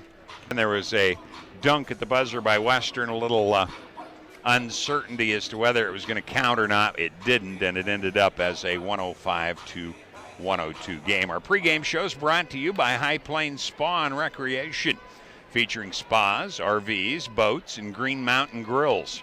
They sell fun at 115 West Overland in Scotts Bluff. Now, the one downside to doing double headers is we don't have a chance to visit with the men's coaches before the game, and in particular to make sure we have the correct starters. We're going to take a timeout. They'll be back with starting lineups here coming up. So a 1-minute timeout on the High Plains Spas and Recreation pregame show. Think a utility vehicle should do more than take you places? So does Kubota. That's why our all-new Sidekick is built to do it all. Climb more. Tow more. Go more. Cross over to more today. Take your Kubota Sidekick home with no money down and 0% financing for 36 months. Your local Kubota dealer is Sandberg Implement in Gering. At TCN Moore in Scotts Bluff, we have toys and puzzles for your children, or they make a great gift. TCN Moore has craft activities, pretend play toys, and dozens of puzzles and games for all ages. We also have the largest supply of Melissa and Doug toys. And we still carry all of your classroom essentials. Remember to like TCN Moore on Facebook. TCN Moore, 1621 Broadway, beautiful downtown Scotts Bluff. The Indians of McCook Community College and your Western Nebraska Community College Cougars. And we are going to have our national anthem before the starting lineups here. For the singing of our national anthem, as performed by the WNCC Collegiate Chorale.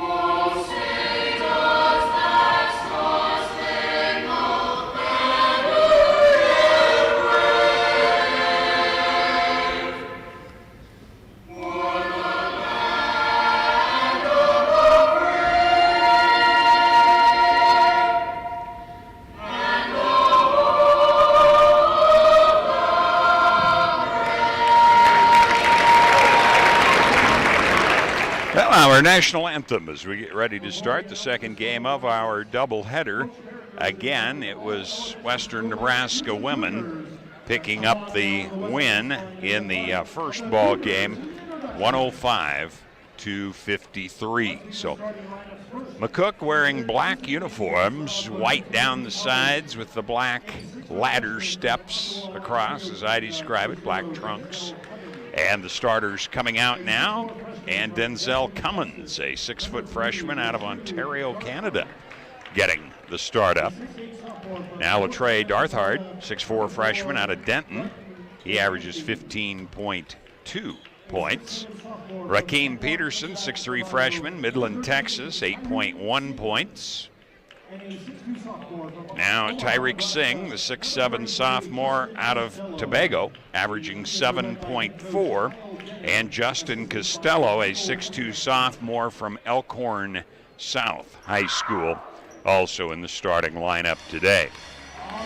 It'll be 2 sophomores and 3 freshmen in the starting lineup for McCook. Now the Western Nebraska starters to be introduced. Number 4, Taylor Johnson getting the start, his 3rd game being eligible, his 3rd start.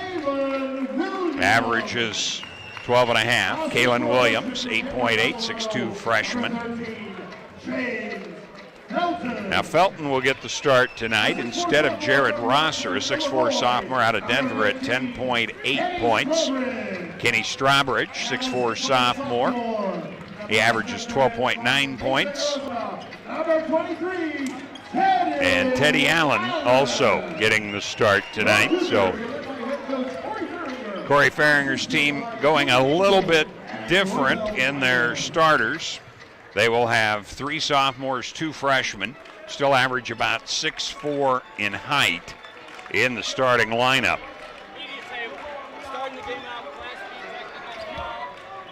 So 6'3.5" roughly for both. Starting the game out, Class B technical foul on McCook. Okay. No starters. Okay. Class B technical against McCook to start the ball game, as they did not have their starters in the book at the proper time.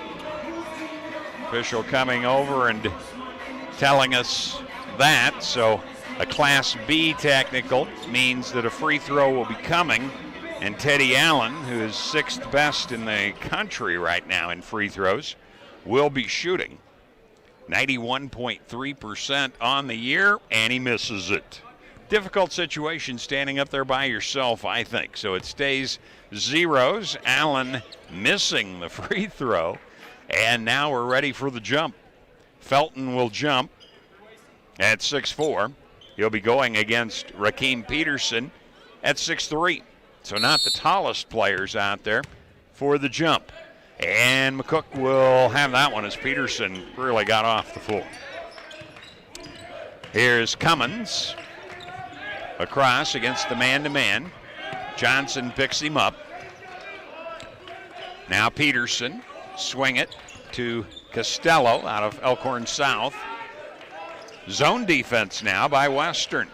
Cummins thought about a 3, decided not to. He'll give it to Peterson. Skip it to Costello, get it down low, and the layup by Tyreek Singh. He hesitated, waited, and got people in the air for the 2 points.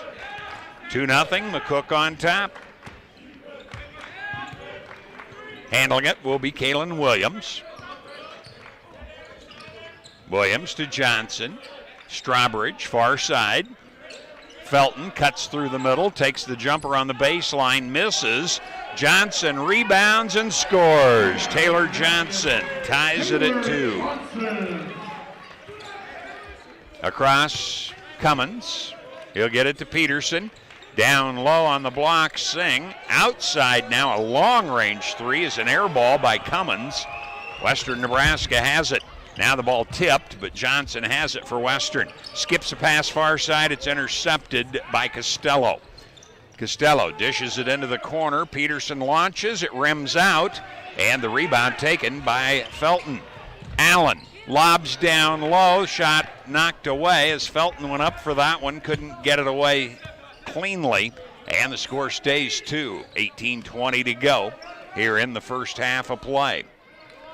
Playing catch, Peterson out on top with Cummins. Now Costello, long 3, rims out. Teddy Allen, who has 7.5 rebounds per ball game, pulls it down. He'll get it to Williams. Kalen Williams jukes and jives, can't get anything open. He'll give it to Johnson. Now Allen Teddy Allen goes baseline, hooks a pass on top. It's too high. Second turnover. Strawbridge couldn't come up with it. Get it on ahead, and McCook has taken the lead 4-2 on the Peterson layup. McCook, their second lead of the ball game. Backing in is Strawbridge. Williams. Johnson now left corner with it. Felton backs his way in. Nice drop step, and he missed the layup.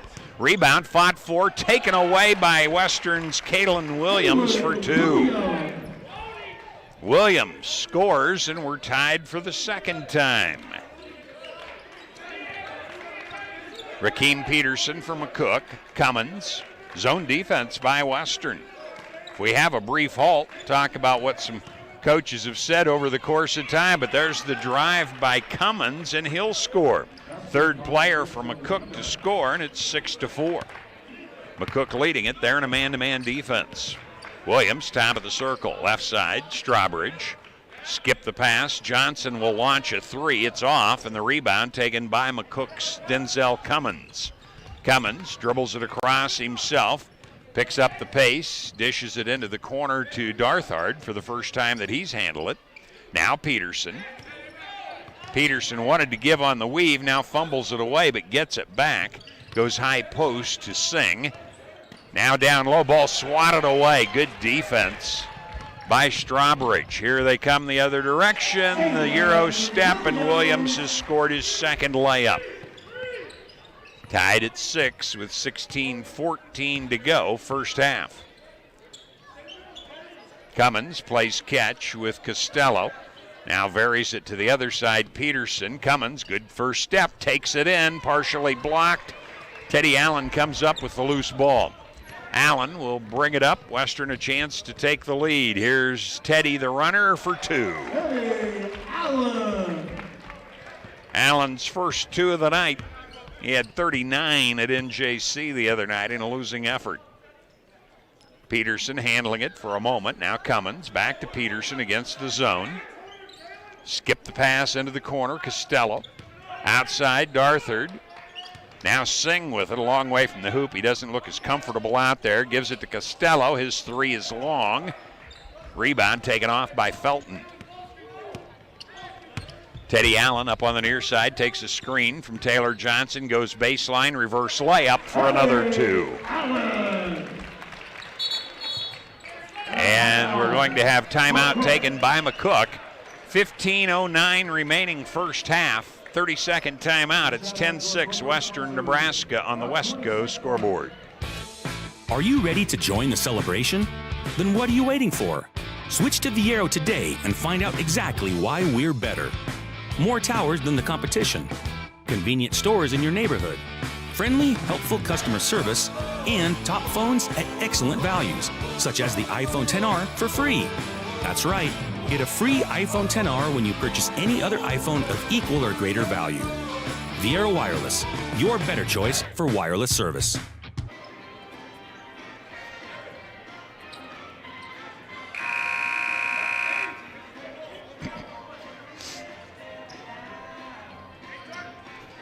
McCook took the timeout, and they bring in a new player, Raheem Sullivan, 17.3, their leading scorer. Didn't start in this one. Ball's knocked away near steal, but running out of room on the far side was Jordan Smith, who came in during that stoppage of play during the timeout, and it'll be McCook to inbound again. Taking it will be Sullivan. As I said, their leading scorer. He's coming off the bench tonight. Sullivan goes right, takes it down on the paint, puts it up and in. Nice move by Sullivan, a 6'1 sophomore out of Toronto. Western with a 2-point lead. Williams, Smith, now to Allen. Allen will go to Rosser, who is in. Rosser goes baseline and dribbled it out of bounds. Turnover, wipes out his layup. Western by 2. Full court press on, but pressure by Smith being handled by McCook as the ball handler Sullivan across. He'll drive to the right side, dishes it out to Darthard. Here's a three from outside, too strong by Peterson. McCook with the putback. It won't go. Rebound taken by Singh, and he'll score again. He has 4 points, both down low. We're tied at 10, fourth tie of the ball game. 14 minutes, 10 seconds remaining, first half. Allen comes out to take the power. Rosser, I should say now. Allen with it. Allen looking for cutters inside. Williams way over on the left side. Drives down, hooks it outside. Jordan Smith, open three, count it. Smith gives Western the lead back at 13-10.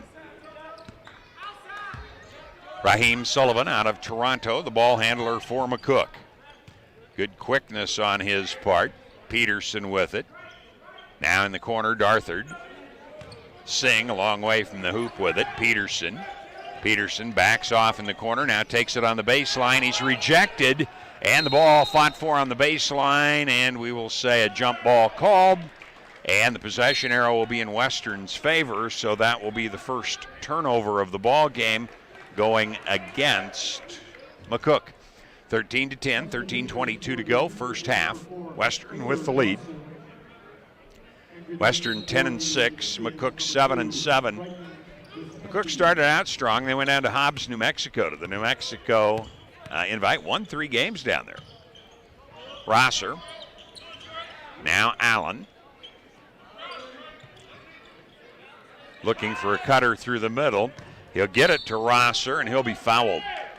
Allen knew that Rosser was going to be able to post up on the defender, and he did so and drew the foul. It'll be a non-shooting foul.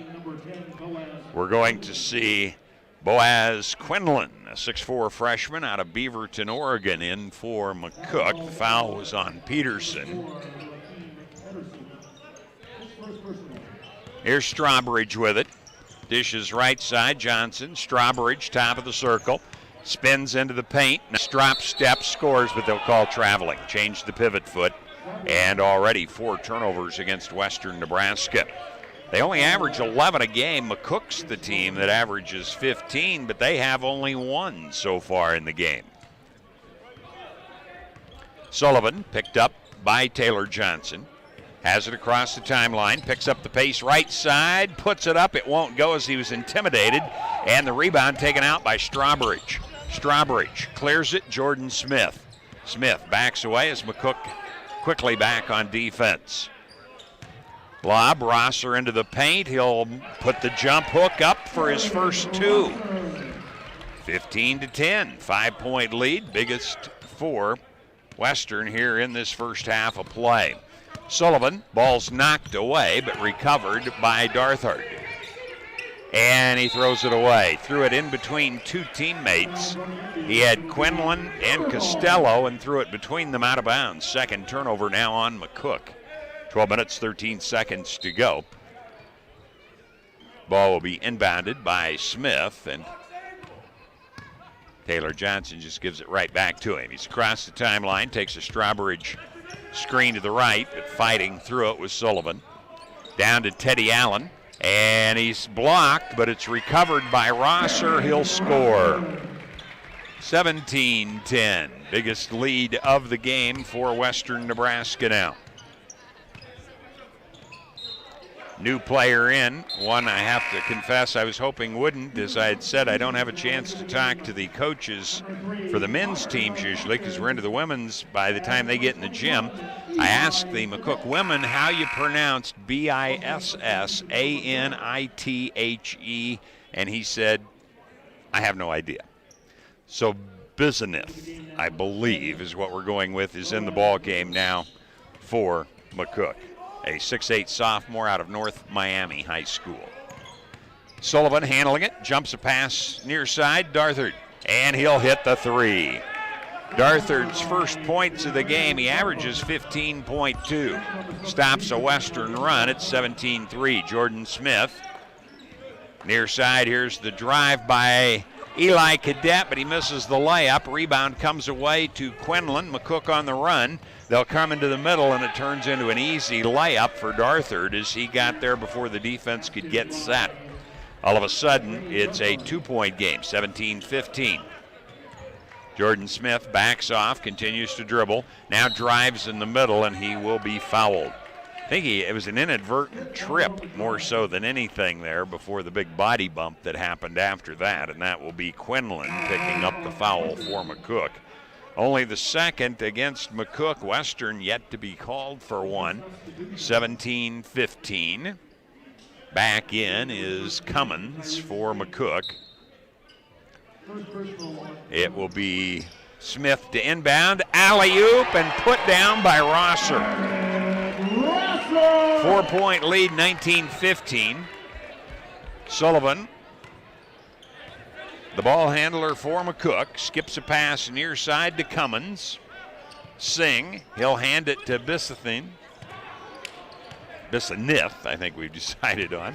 Singh into the middle, nice move, he'll score again. He has 6, he averages 7.4, but he's looked strong offensively down in the paint. 19-17, Western with a 2-point lead. Jordan Smith backs away. Here's McCracken in the game. He'll launch a 3, can't get it to go. He's hitting 40% of them on the season. McCook could take the lead with a 3 of their own. Sullivan picks the dribble up. Bissonith back into the corner. They'll play catch on the left side. Now Bissonith goes right side. Quinlan for 3 and the lead. First points for Boaz Quinlan. And there's our first lead change of the ball game, 20-19, McCook. And we're going to have a foul, and it's going to add insult to injury. Rosser is going to be called for a moving screen, and he took a knee in the thigh and is down on the court. So the first foul on Rosser, the 5th turnover against Western Nebraska, and we're going to have a timeout taken. So with 9:57 to go here in the first half of play, we'll take a 1-minute timeout. It's McCook 20, Western Nebraska 19 on the West Coast scoreboard. Fly United Airlines, operated by SkyWest with Western Nebraska Regional Airport. United is dedicated to going the extra mile for you with daily flights to and from Denver and a commitment to excellent service. Reserve your flight today. Plus, all United miles can be earned and redeemed with your flight. Finally, while visiting Western Nebraska Regional Airport, Hertz Thrifty Car Rental is there for your car rental needs. Make life easier, relax, and get on board with Western Nebraska Regional Airport.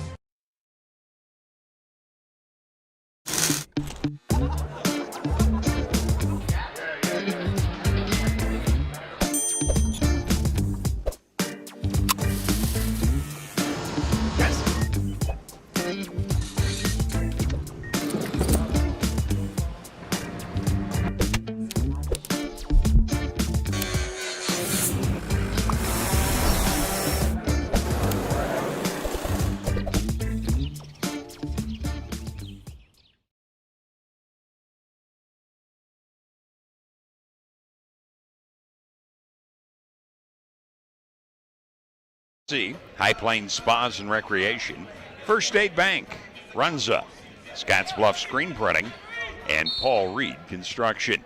McCook has the ball following the timeout. Rosser with the foul and picked up the injury to his thigh. Looked like he took a knee. He's over on the side now. Sullivan, McCook with it. Quinlan, Bissonith, Sullivan again. They play catch against the zone. Fumbled in the corner by Bissonith. He gets it back, drives in, fumbled away again. Here's Singh with it. Outside, long range 3 won't go by Quinlan. Western with the rebound. Long pass down court. Taylor Johnson. Smith swings it. Cadet far side. Strawbridge reverses it. Felton can't drive in. He'll pass it away to Cadet. Cadet at the free throw line. Looks for a backdoor cut. It's not there. Johnson, 10 on the shot clock. Cadet. Strawbridge finds an opening to the right side, puts it up. It won't go. Good defense by McCook. Got a hand on it. Singh with it. McCook on the run. Western back quickly. But pulling up, Sullivan buries the three-pointer. Nobody picked him up. He has 5. It's a 4-point lead for McCook. 8:44 to go here in the first half of play. Johnson will give to Cadet.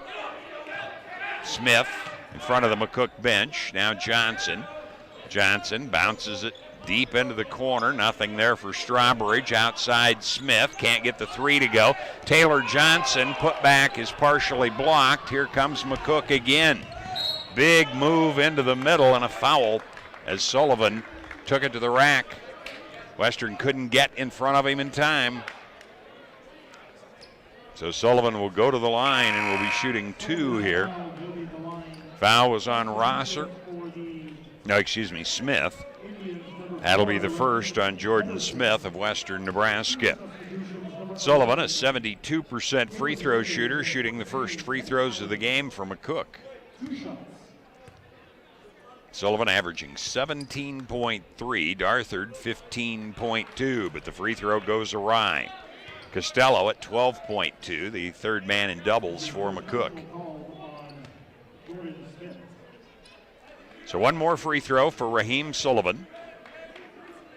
New coach Kyle Drennan, his first year, puts this one in. So half a dozen for Sullivan. Singh also with 6. Darthard with 5 have led to a 24-19 lead by McCook. Bad pass. Rosser tipped it. Peterson, a jam down at the other end. His 4th point following the 6th turnover on Western Nebraska. 26-19, biggest lead we've seen for McCook. Not a lot of ball movement right now. We are going to have a foul against McCook, impeding Teddy Allen coming across the middle here. Cummins will pick it up with 7 minutes, 49 seconds to go in the first half.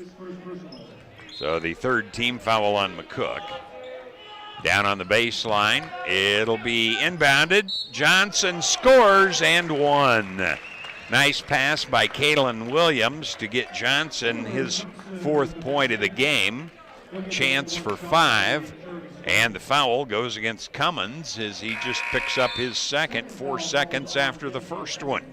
He'll come out, and we'll see Justin Costello, the 6'2 sophomore out of Elkhorn South, who started the ball game, come back in. So Johnson hitting 60% after his first 2 games, swishes the free throw home. That makes it a 26-22 McCook lead. And we're going to have stepping out of bounds called on Bisathan on the far side. He put the foot out, turned, made an aggressive step, and was out of bounds. 3rd turnover. Double team. That'll go against Williams, but he gets rid of it. Here's the drive. Johnson on the finger roll for his 7th point. 2-point McCook lead. 7:18 to go, first half. Sullivan has to get rid of it. Bizanev has the ball taken away from him on his drive into the paint. Here's Western the other direction. Johnson, nice move. Runner won't go, however. Singh rebounds, gets it to Sullivan. Sullivan jumps it off on the side. That'll be Costello. Fakes, takes the 3, misses it badly, and the rebound comes away to Williams. On ahead, Strawbridge, far side, reverses it. Teddy Allen, he only has 4 points so far, missed his only free throw, in fact. He'll launch an NBA 3 and draw the foul right in front of the McCook coach. And he will have 3 free throws coming. So Allen, an uncharacteristic 0 for 1 so far in the ball game. That'll be Peterson with his 2nd. And the first free throw goes in, so 5 points for Allen. 1 more would tie it up, which would be our 5th tie of the first half. He does. So 26 all, and a chance for 1 more. Now, Bizanev comes out. Darthard goes back in for McCook. We're tied at 26. Allen has 1 more toss coming. Official trying to make sure there wasn't something that was going to make a player slip on the far side. He and Costello of McCook doing the housekeeping chores. And Allen hits again. So that gives the lead back at 27-26 to Western Nebraska. Sullivan Goes between the circles with it to Peterson. Now Singh. Sullivan trying to take the screen, drives, acrobatic layup for 2. Sullivan has 8, and Western's back on the negative end, 28-27. But what a move by Kalen Williams, and it goes right back to Western Nebraska with the lead, 29-28. Nice move by Peterson, takes it inside, it's knocked away, he gets it back, his reverse layup for 2. Peterson, nice recovery to score, and it's 30-29. McCook. Johnson out to Williams. Johnson far side. Now down to Strawbridge, and we're going to have an offensive foul called on Strawbridge. So Strawbridge picks up number 1. It is the 7th turnover against Western Nebraska. We're going to see, Kalen Williams is in now, Johnson, Allen, Rosser, and Strawbridge for Western Nebraska. Sullivan races to the hoop, misses, rebound taken by McCook, however. And now the ball's taken away by Allen as he anticipated well. Allen to the hoop, misses, rebound back to Allen, he's rejected. Here comes Peterson for McCook. Peterson reverses it to Singh. Outside Costello, wide open for 3. His first 3 of the ball game. 33-29. 5 minutes to go, first half. The Euro step, and Williams made it look easy for 2 there. Timeout taken by Western Nebraska. Western Nebraska taking a full timeout. 4:55 to go. 33-31. McCook back in a minute on the West Coast scoreboard.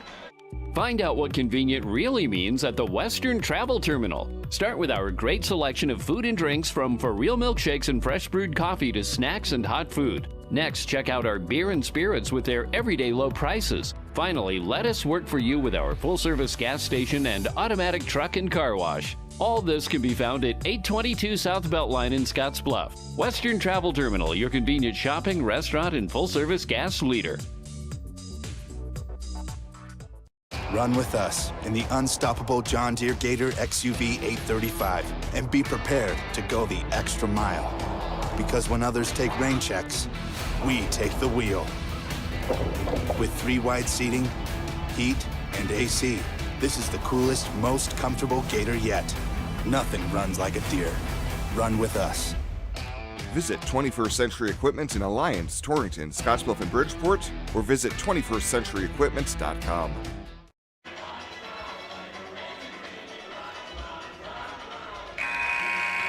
What a game so far. 5 ties, 5 lead changes, and we're in the first half. McCook leads 33-31. They have the ball with 4 minutes, 55 seconds remaining. Leading scorers for McCook right now, Sullivan with 8, Peterson and Singh with 6, Garthard with 5. For Western, Williams has 8, Allen 7, Johnson 7, Rosser 6. Here's Sullivan with it. Sullivan very quick. He's been tough for somebody to get in front of for Western. Sullivan will be doubled now, nearly threw it away, but held on to it just in time. Peterson with it, and he travels with it. 5 turnovers on McCook, 7 on Western Nebraska. 4:39 remains. A 2 would tie it up for the 6th time. 33-31, McCook leading. Williams will bring it across. Now top of the circle. Rosser with it. Rosser to Strawbridge. Allen trying to cut across baseline. Williams with it. Williams dumps it to Rosser. He'll dunk it. Rosser with 8 coming off the bench. 33 all.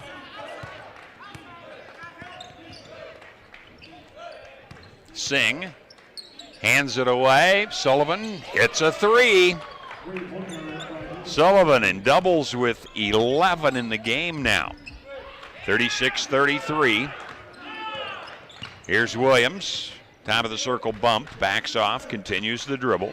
Johnson, the alley-oop inside. Rosser controlled it and then put it in on a reverse layup. He's in doubles with 10. Rosser already in doubles. It's his 9th time.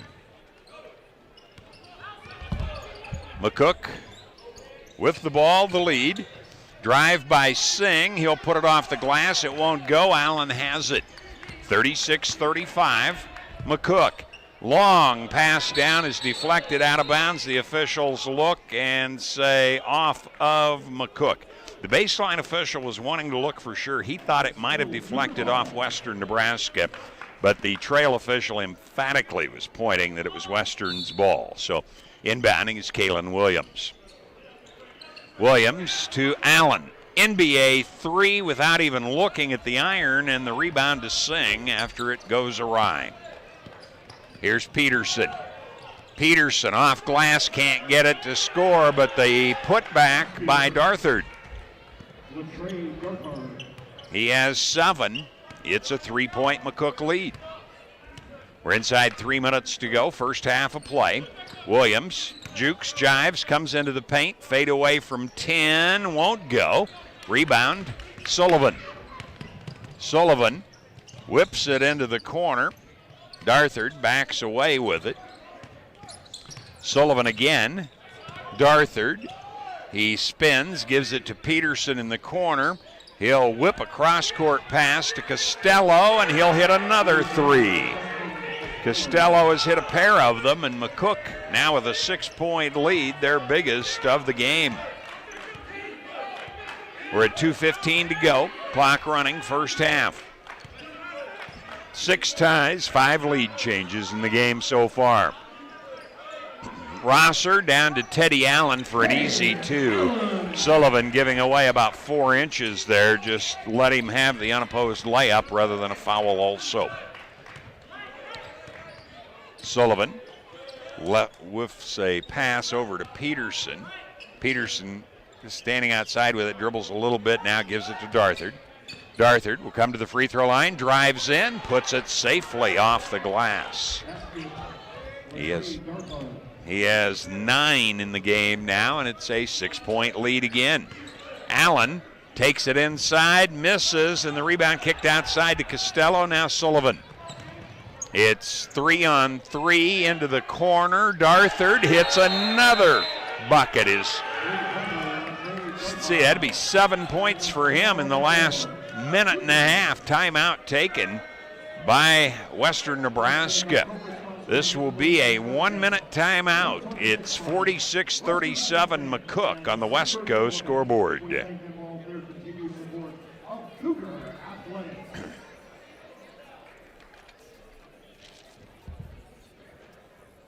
like to welcome the Western Nebraska Pioneers staff and Hiram to tonight's game. Here are your schedules for becoming a Pioneer host family. Make sure you visit the Pioneers desk located next to the concession stand. At halftime, they'll be having a shooting contest for great prizes from the Pioneers. And they plans now to join us back here in the Cougar Palace this Saturday as your 7th-ranked Lady Cougars host the Lady Reavers of Iowa Western Community College. That tip-off is set to begin at 2 p.m.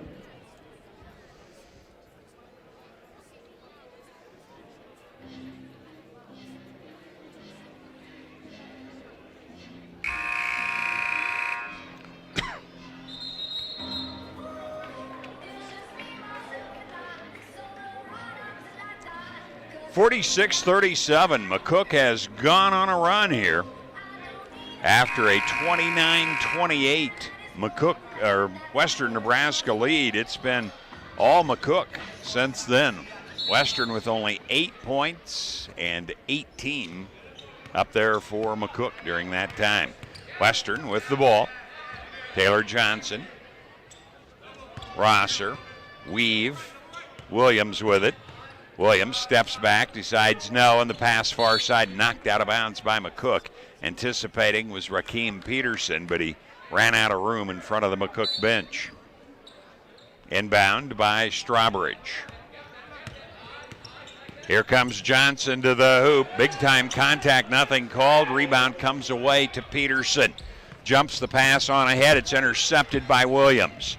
Williams to the hoop. He's rejected. So turnover results in no points for Western. Here's Costello. Costello to Cummins. Cummins hands to Costello in front of the Western bench. Now he'll drive, feeds low, and it's intercepted. Nobody there for McCook. 26 seconds to go in the half. Williams, Johnson, Rosser. Rosser on the baseline, puts it up, can't get it to go. Rebound taken off by Darthard. Here comes the drive. Darthard misses. It's tipped outside. Still a free ball. Johnson has it with 5 seconds for Western Nebraska. Johnson pulls up, long range three, doesn't go. And at halftime, a huge run by McCook has given them a 9-point lead at Western Nebraska. So definitely some problems for Western here, as they are already 0-1 in the region. We'll come back with team and individual stats for you. We're going to take a 90-second timeout. Minute 30, we'll be back. It's 46-37 McCook on the West Coast scoreboard. Run with us in the unstoppable John Deere Gator XUV 835 and be prepared to go the extra mile. Because when others take rain checks, we take the wheel.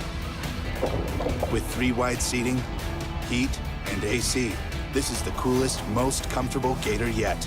Nothing runs like a Deere. Run with us. Visit 21st Century Equipment in Alliance, Torrington, Scottsbluff, and Bridgeport, or visit 21stcenturyequipment.com. Hey Grandma, thanks for all the gifts. Oh, I'm so glad you like them. I'm really sorry I couldn't make it. Yeah, we are too. Set timer for 15 minutes. Mom, Dad, say hi to Grandma. Hey, Hi. Oh, miss you guys. We're making your famous mashed potatoes. Set the crock pot on high. Wow, technology sure has changed. Everyone, say hi to Grandma. Hi, Grandma. When a strong, reliable network really counts, let our Allo family worry about the technology that keeps you connected. When you're Arby's, you can do certain things, like load roast beef and curly fries onto a sandwich, add horsey sauce, Arby's sauce, and cheddar cheese sauce on there. Sell them 2 for $6. And when you're Arby's, you can call it the Arbinator. Because if you aren't, Arbinator is a super strange name to just invent. Arby's, we have the meats.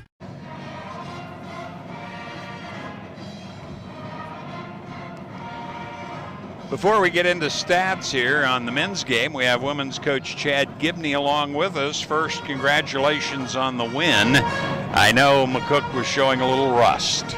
Yes, no doubt. I was really, really pleased with our performance tonight. I hope that we had something to do with them not playing well, and I think it was obviously a combination. You could tell they hadn't played in a while, but at the same time, I thought we did a really, really nice job tonight. Second question, how's Jordan doing? What's that? How is the injury situation? I think we're going to be okay. I think we're going to be okay. I think it looked worse. I think it kind of stunned Taylor more than maybe as bad as it is. I was afraid we were looking at potentially a season-ending, injury, but I don't think it's going to be that. We'll see. Hopefully we have her Saturday. It would. It's a big nice game, against Iowa Western, wouldn't it? To have a veteran that's played in some big-time games is going to be important. Very much so. Well, you held McCook to a season low, 53 points. So, yeah, I think your team. I noticed coming into the game that McCook had a propensity for a lot of turnovers. They'd had like in the 20s 3 times in wins, which was really astounding to me. But you caused a bunch of them.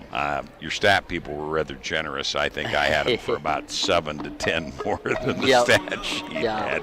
You'll get that off of the film, I know. But some of that was just good aggressive defense on your part. Yeah, I thought our pressure really set the tone early in the basketball game. Yeah. They at times they were struggling to make the next pass instead of actually working to score a basket. And so that was really good to see. So I was pleased with it. We had a few lapses in the second quarter, and they were able to get to the foul line a decent amount there. But other than that, I mean, to hold a team like that to 53 points is a really good accomplishment.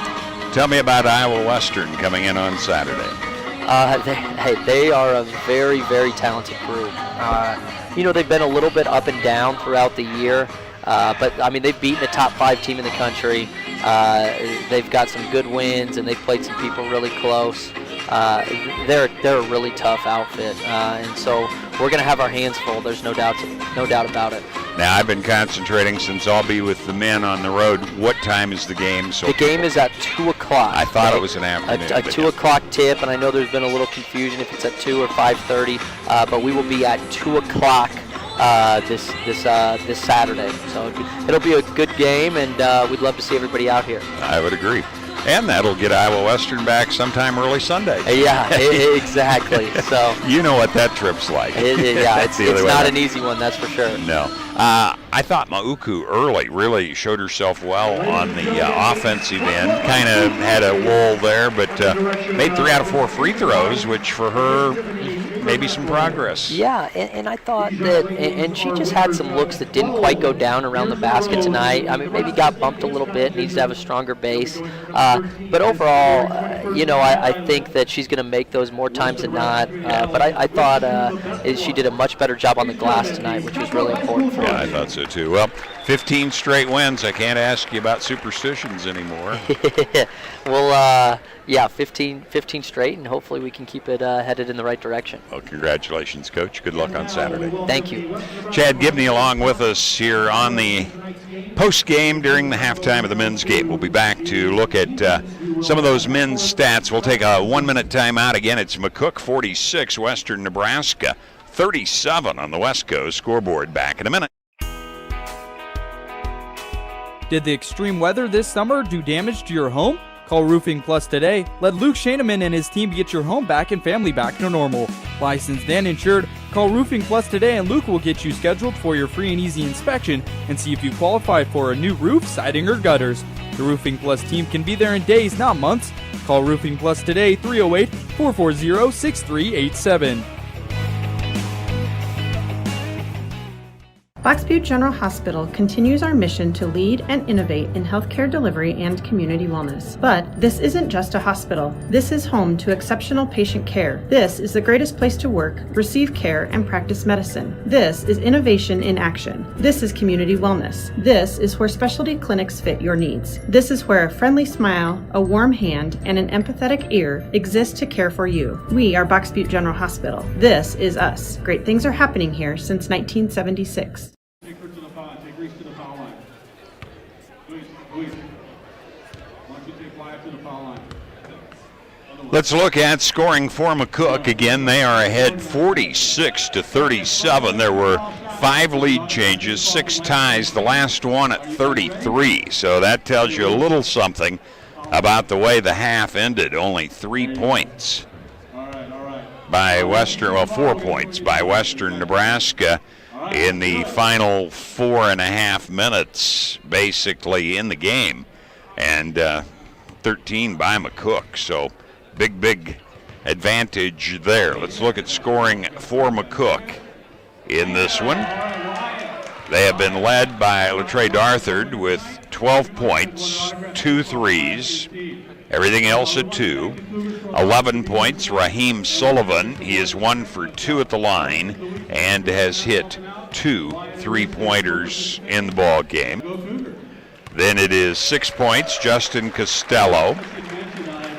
6 points for Tyreek Singh. Costello has made 2 threes. 6 points for Rakeem Peterson. Then it's 3 points for Boaz Quinlan. Again, thanks a lot to the Cougars for allowing us to do And 2 points for Denzel Cummins.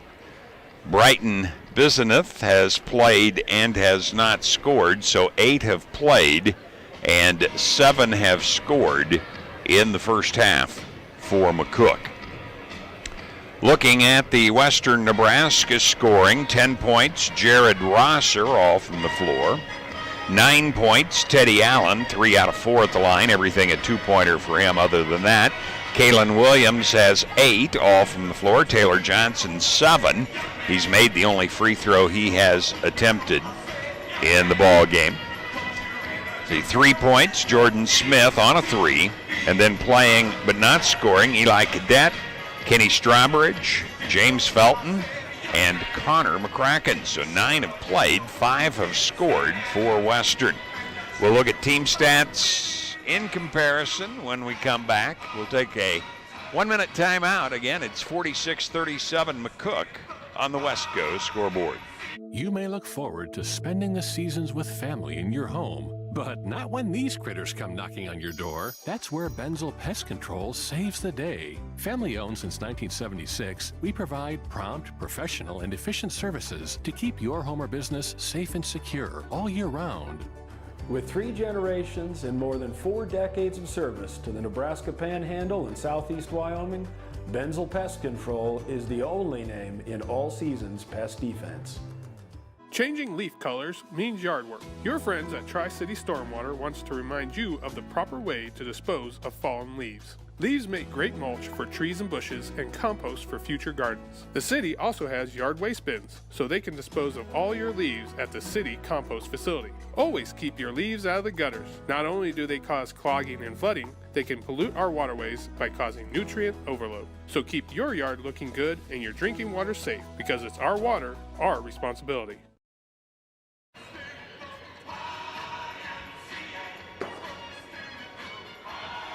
When I look back, there were 6 lead changes, along with the 6 ties that we had in that first half. So the last run by McCook, very telling, because that's the biggest lead of the ball game now at 46-37. Western Nebraska's biggest lead with 11:54 to go in the first half was 7 at 17-10. So we'll see what changes can be made at halftime. Rebounding, McCook has out-rebounded Western Nebraska 16-14. Singh has 5 to lead McCook in rebounding. Sullivan has 3. For Western Nebraska, their 14 have been paced by James Felton and Teddy Allen with 3 each. Off the bench, McCook has a slender 14-13 lead. And in second chance points, Western Nebraska by 6-4. Free throwing, McCook's 1 of 2. Those were by Raheem Sullivan. And Western Nebraska is 4 out of 5. Teddy Allen 3 of 4. And Taylor Johnson 1 of 1. Western Nebraska has made 15 two-pointers, McCook 12. But McCook is 7 of 14 on threes, 50%, while Western Nebraska 1 of 5. Free throws, as we said, Western 4 out of 5, McCook 1 of 2. So those 3-pointers, a huge advantage there. That's 18-point differential. 6 points made up on 2s by Western Nebraska and 3 on free throws, but not enough. Foul situation, nobody in trouble. Strawbridge, Smith, and Rosser 1 each for Western. For McCook, Cummins has 2, Peterson has 2, Quinlan has 1, and that's it. So a total of 8 fouls called in the first half. Turnovers unofficially 7 on McCook and 7 on Western Nebraska. Teams are back out to shoot around, so we'll take a 90-second timeout. We'll be back in a minute 30. It's McCook 46, Western Nebraska 37 on the Wesco scoreboard. At Compliments for you and your home, we're not ready to take down Christmas decor quite yet. Stop in and pick up great Christmas decor at great prices, with all Christmas items 30% off. And remember, Compliments has ladies' fashions that appeal to all ages and sizes. Be sure to look through our clearance racks for last chance bargains. Compliments for you and your home, 1708 Broadway, downtown Scottsbluff.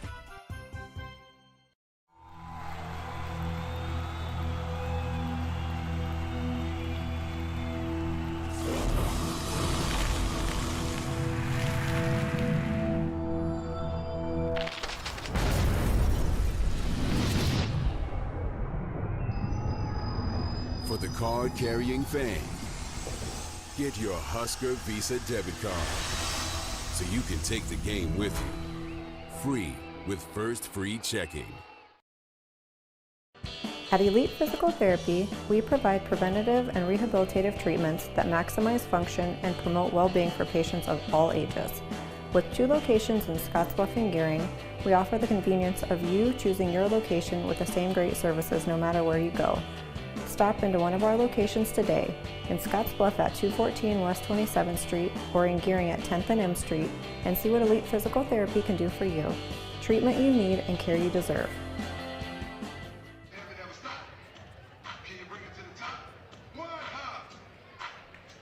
Welcome back. McCook with a 7-point lead, 46-37.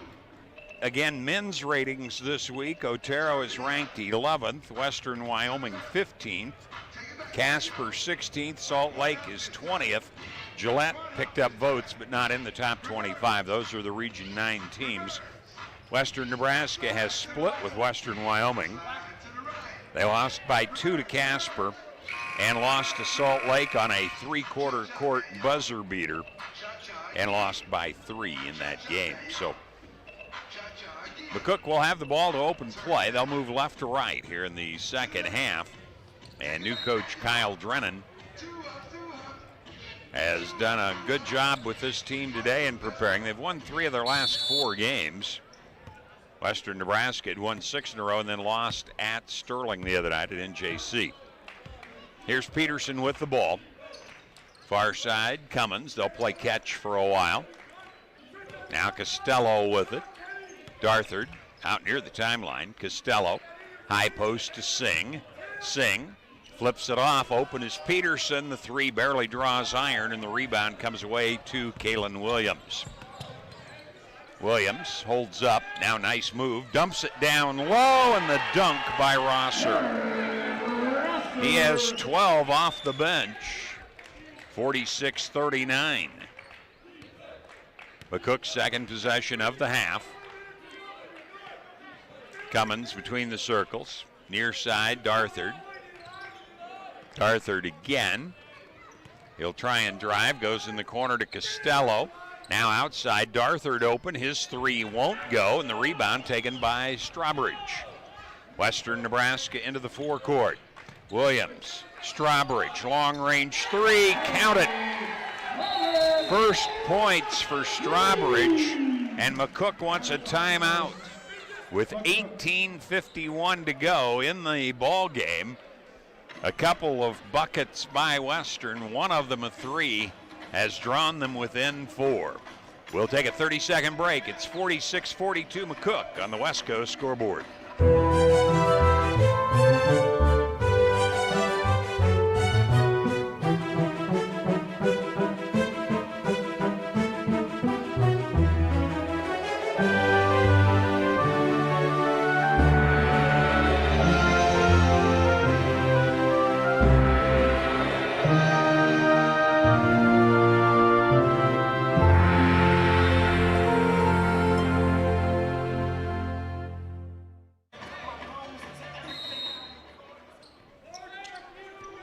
46-42.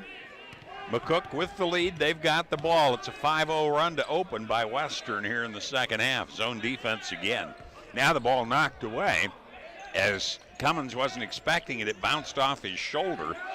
He recovers. Now Cummins will drive on the right side. Dishes to Singh. Free throw line shot. Misses. Rebound Rosser. Williams. Rosser, swing it near side, Cadet. Williams loses the handle momentarily, gives it to Johnson. Reset the offense now. Taylor Johnson coming to the left side. Jumps it into the corner. Williams open, turned down the three, drives, lays it in. What a move by Williams for his 10th. McCook a 2-point lead, 2 minutes into the second half. Costello will play catch with Cummins for a while. Here's the drive, but dishing is Peterson. Costello an air ball, and the shot's rejected, but then put in by Peterson on a tip in. So that makes it 48-44 McCook. Johnson, Strawbridge, his three is short this time. Rebound taken off by Singh. He led rebounding for McCook in the first half. Here comes the drive. The contested shot won't go. Rebound comes away after Cummins missed. Here's the alley-oop. Reverse layup won't go as he was too far underneath with Strawbridge. Kick it to Costello. His three. Count it. Costello has 3 threes in the game, and just like that, it's back to a 7-point game with 17:06 to go. Western had cut it to 2. Here's the pass down low, but Strawbridge couldn't get his feet under him. It'll go outside, and Williams buries the three. 51-47. 16:45 to go as Cummins has it across. Costello near side. His own defense again by Western Nebraska. Singh with it. Singh dishes outside. Cummins drives into the paint. Kicks it into the corner. Open three for Peterson goes in.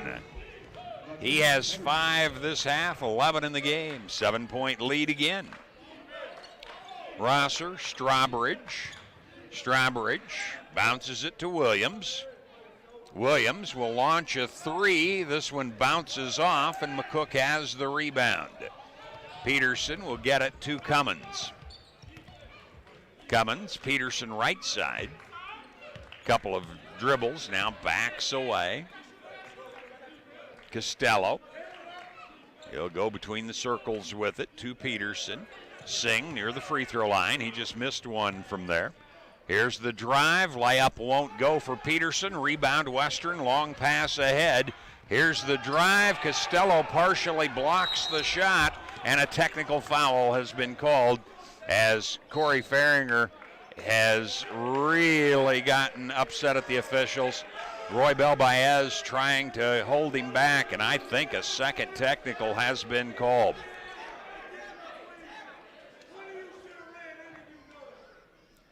So a technical, at least one, possibly 2, against Corey Faringer. With 15:40 to go in the ball game, down 7. That was a technical call. Roy Bell was trying to hold him away from the official, and I think the official gave him a second.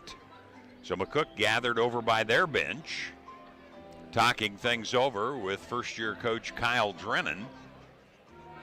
The 3 officials out top talking for a moment. Now the official who assessed the technical or technicals goes over to the scorebook, which is on the other side. And yes, Faringer has been ejected with 15:40 to go.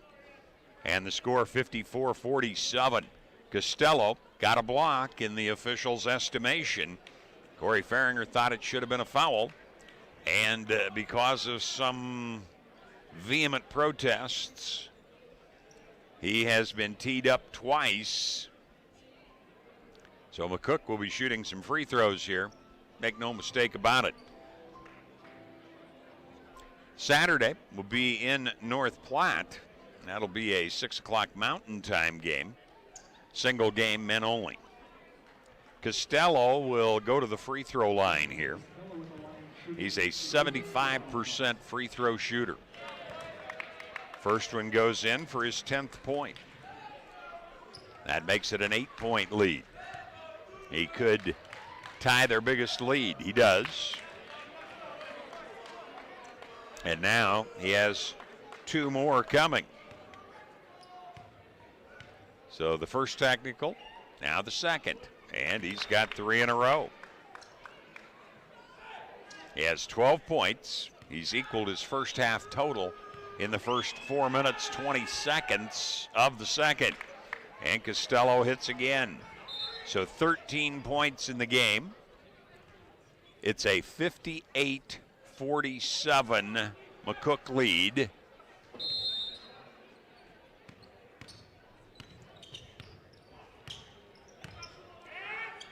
McCook has the ball. Peterson.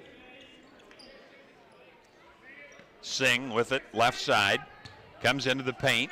Spins around, feeds down to Costello. It's taken away by Western Nebraska. Here comes Taylor Johnson. He's cut off by Darthard, so he'll give it to Strawbridge. Cadet. Swing it to Johnson. Down low to Rosser. Spins on the baseline, gets it in the corner. Strawbridge, and he'll bury the three-pointer. His second three of the ball game. But it's a 5-point McCook lead. They have the basketball with 5 minutes gone here in the second half of play. Costello. Peterson. Now Singh into the paint. Outside, Sullivan long three, barely draws iron. Rebound Rosser. Long pass ahead to Smith, Jordan Smith. Rosser, left side, Cadet. Peterson.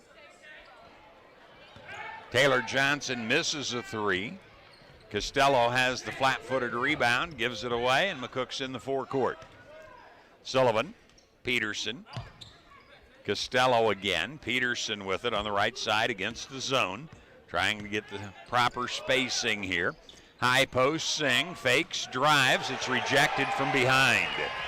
Western has it. Jordan Smith into the forecourt. Smith dishes in the corner. Strawbridge hits another three. There's a drive by Sullivan, and he'll be fouled. Sullivan is very quick, and the defense having trouble getting in front of him. And he'll go to the line to shoot a pair here. Sullivan has had the only free throws for McCook other than the Costello technical free throws. And he went 1 for 2 in the first. Smith picked up the foul. So Sullivan with 11 first half points, now make it 12.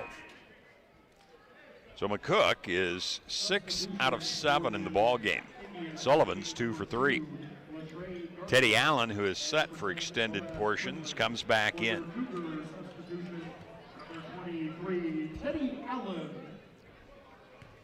Sullivan, a sophomore out of Toronto, Canada. Wipes his hands, picks the ball back up, misses. Rebound taken by Taylor Johnson. 59-53. McCook, a 6-point lead. Jordan Smith wanting Strawbridge to set up on the right side. D3-55. McCook, drive by Williams, kicks it into the corner. Cadet will drive and score. His first two.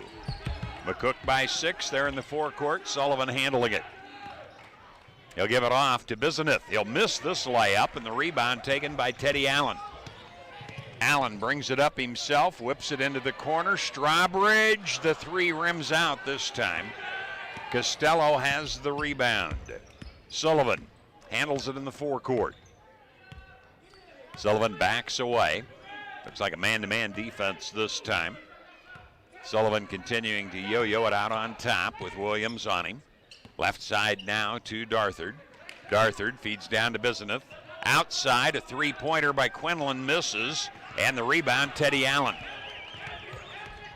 Allen spins down court, comes into the middle, scores, and one.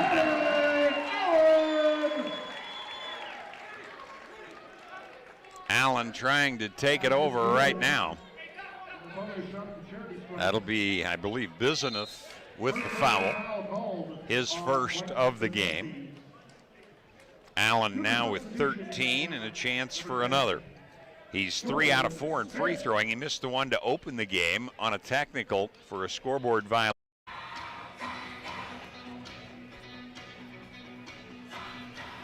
Trailing at home in their first South Sub-Region home game. Ones you have to win. Zone defense again by Western Nebraska as they've been switching things up here. Costello feeds down to Singh. Singh, drop step, hook shot goes in. Singh, with his first points this half, has 8 in the game, and it's a 9-point lead again. 73-64.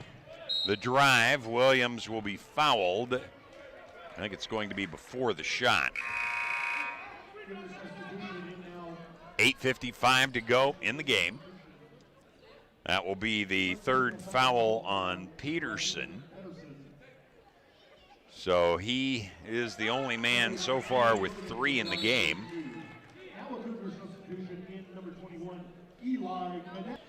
Bizenith, Sullivan, they'll play catch outside. Now Peterson, far side. Bizenith in the corner, looked low to Singh, couldn't get it there, so Sullivan between the circles. Here's a long 3 by Peterson, ricochets out.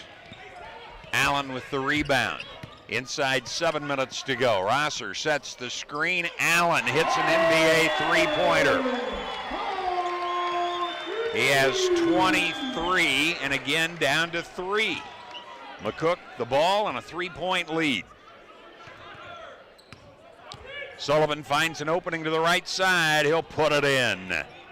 Sullivan has 17 in the game, and it's a 5-point lead for McCook. Williams hands to Allen. Allen jumps a pass off to Rosser, out to Williams. Williams, now Allen left corner, fakes, gets his defender up, and hits another one. 2-point McCook lead, 80-78. We're at 6 minutes to go now. Allen with 26, 17 this half. Here's Singh. Peterson, he'll take another 3 and hit another one. That's 14 for Rakeem Peterson. 83-78.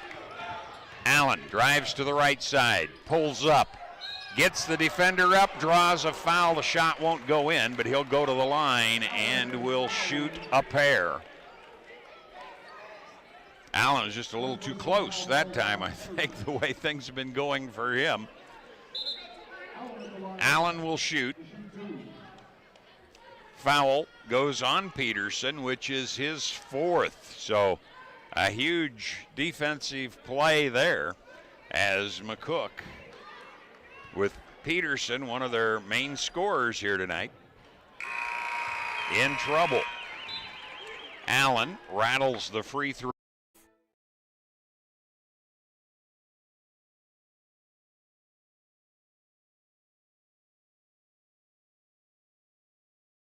Logos in Gearing is the place to get all of your school spirit gear, personalized gifts, and promotional items for your business and employees, and banners for any special event. Logos is also the only place to stop for custom screen printing or embroidery. You can even design it yourself on their interactive website.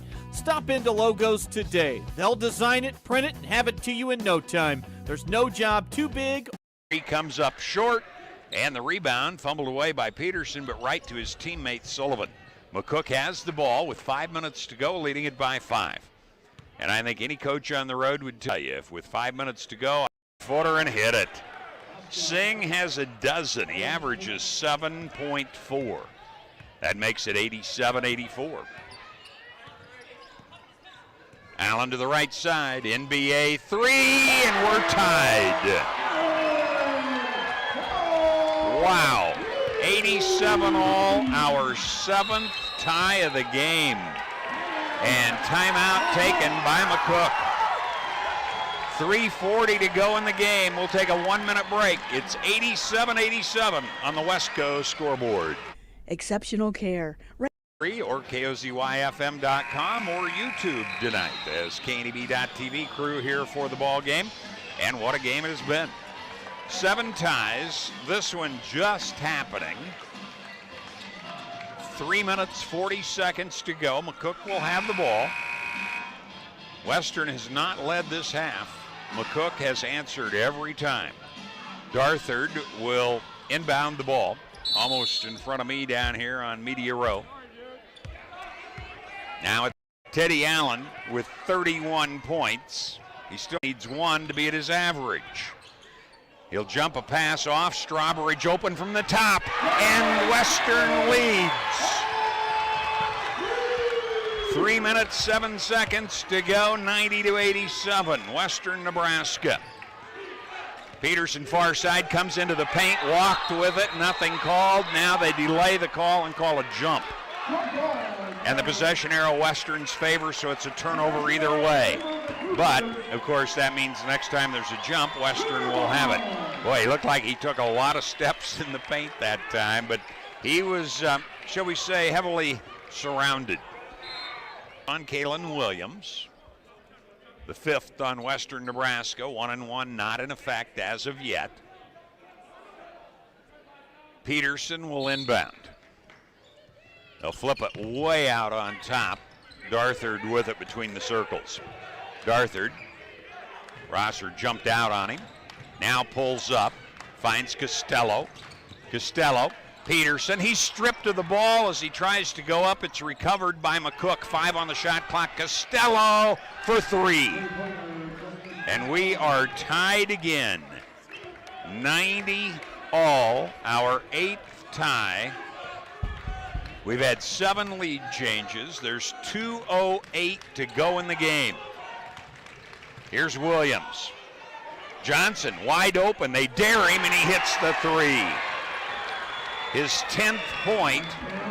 It's 93-90 inside 2 minutes to go. Western leading it by 3. Cummins back in handling it after Sullivan's injury. Here's Costello. And the ball's thrown away. Costello threw it right to his bench. Unfortunately, he didn't have a player on the court to handle the pass. 13th turnover. That one could be huge. Auto, we have a seat for everybody. Whether you need a vehicle for yourself, a son or daughter, our team will go above and beyond to satisfy your needs and even your dreams. So again, thank you from Sam Serta, General Sales Manager at Panhandle Auto, for allowing us to earn your business. At Panhandle Auto, it's time for something different.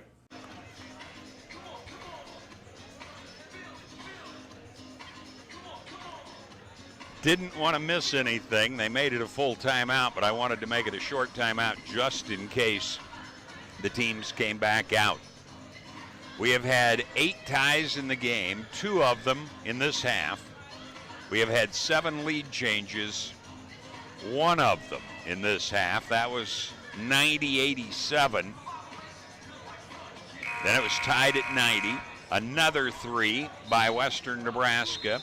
Then a 2 by Allen, and it's a 5-point lead, 95-90, 1:15 to go.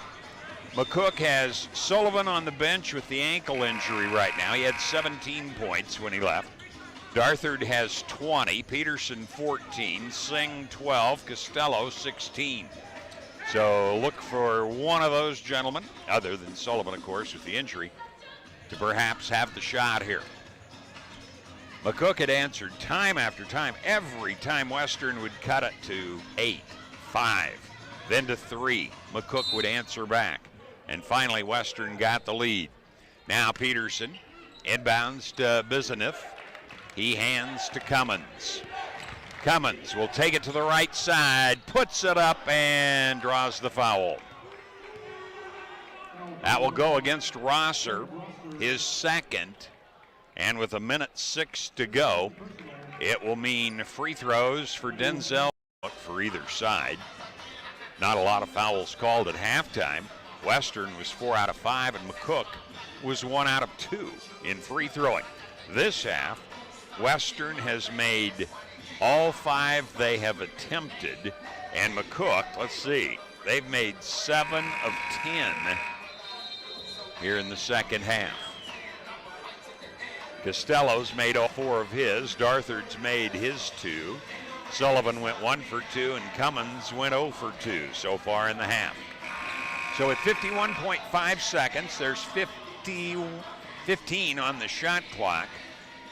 It'll be Western to inbound. Roy Belbaez down trying to make sure on how many timeouts his team has. And the ball's into the forecourt. Williams with it. Williams starts in, makes a nice move, and we're going to have a foul called as he got to the free throw line, and they'll call it an offensive foul. Williams put a hand out. to impede the progress of the defender going for the ball. Turnover on Western Nebraska. Here's McCook with it. And Sullivan back in. Sullivan takes it to the rack, misses the shot. Teddy Allen rebounds. Allen will get rid of the ball to Williams. And now McCook reaching out, grabbing on as Sullivan will pick up his first foul as he is limping noticeably as he has the ankle taped after hitting hard and going down. Now Williams will, no, it won't be free throws yet because that's only the fourth on McCook. They have to foul 3 more times. The official on the far side wants to look at the scorebook and make sure on the number of fouls. I have 5 against McCook myself. Sullivan with 1, Bissoneth with 1, Peterson with 2, Quinlan with 1. So that's 5. So the official scorebook up there is showing 4, and now they finally get that changed as both coaches get together too. So 5 team fouls, 2 more before Western has to shoot. Teddy Allen wants to take the ball in if he can here, but they'll double on him and a foul called, and that will go against McCook.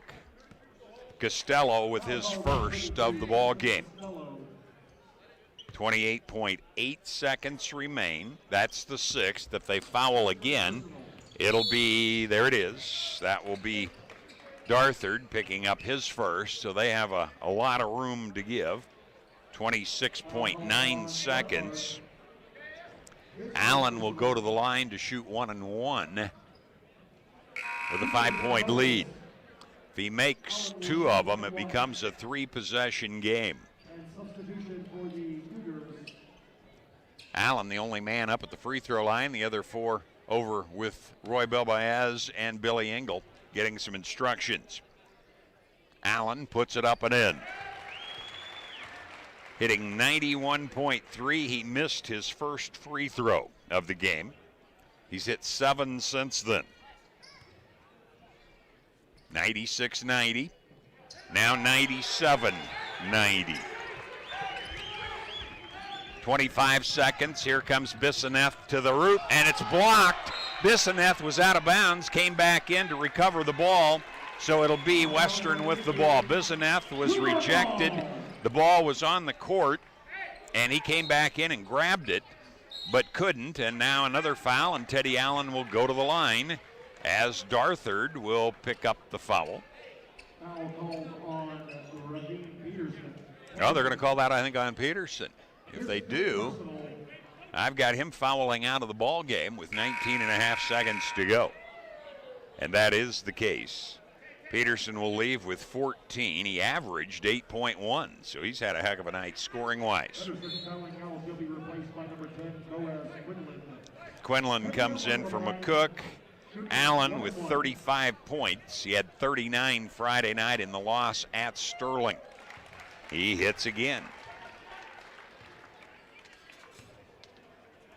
He's 9 of 10 in the game. If he makes this one, his average will actually go up a little. It does go in. So 10 out of 11, 35 points, 18 seconds. Here's Sullivan, misses a 3 badly, and Allen will bring it up again. Gets by Costello easily and will take it to the timeline. 8 seconds to go, and the Cougars are going to win this one as the clock will just tick on down, and there's the buzzer.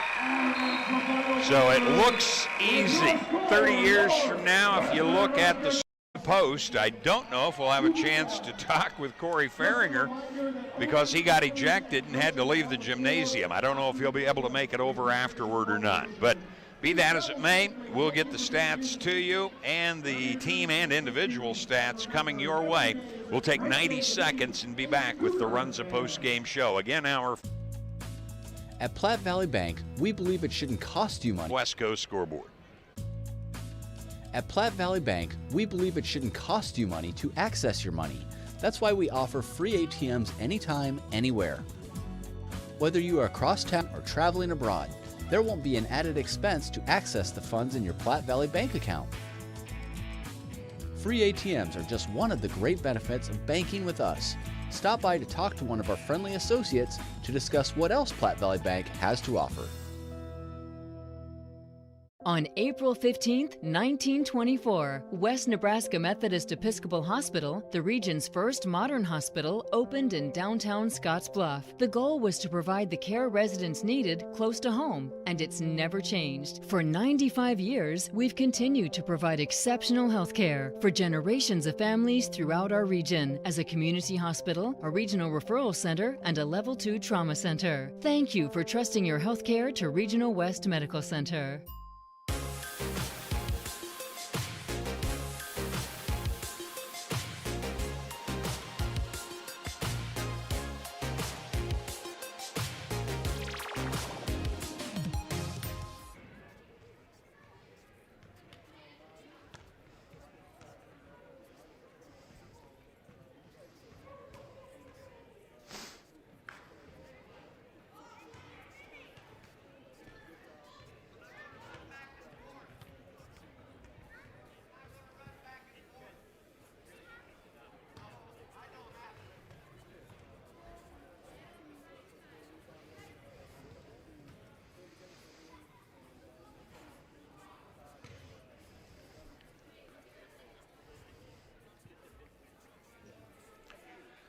We'll be talking with Billy Engel on the post-game interview here in a bit, but right now we're going to just recap this ball game to a large degree, as it was just an incredible comeback by Western Nebraska in this game. McCook had, I believe, 8 players in the ball game, and all 8 scored in the contest. At the first half, 6 lead changes, 6 ties, and it was 46-37 McCook at halftime.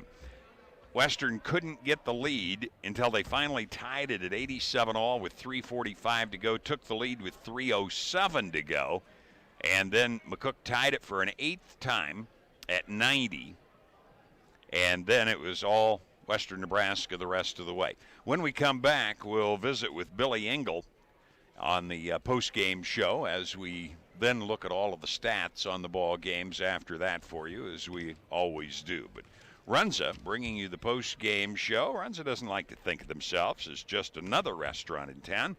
They like to think of themselves as part of the community. Runza, with locations in Scottsbluff and Gering. We'll be back in 1 minute. It was 99-90, Western Nebraska on the West Coast scoreboard. We all have hard days at work. This is what champion bullfighter Dusty Tuckness does for a living. Now this is a tough day at work.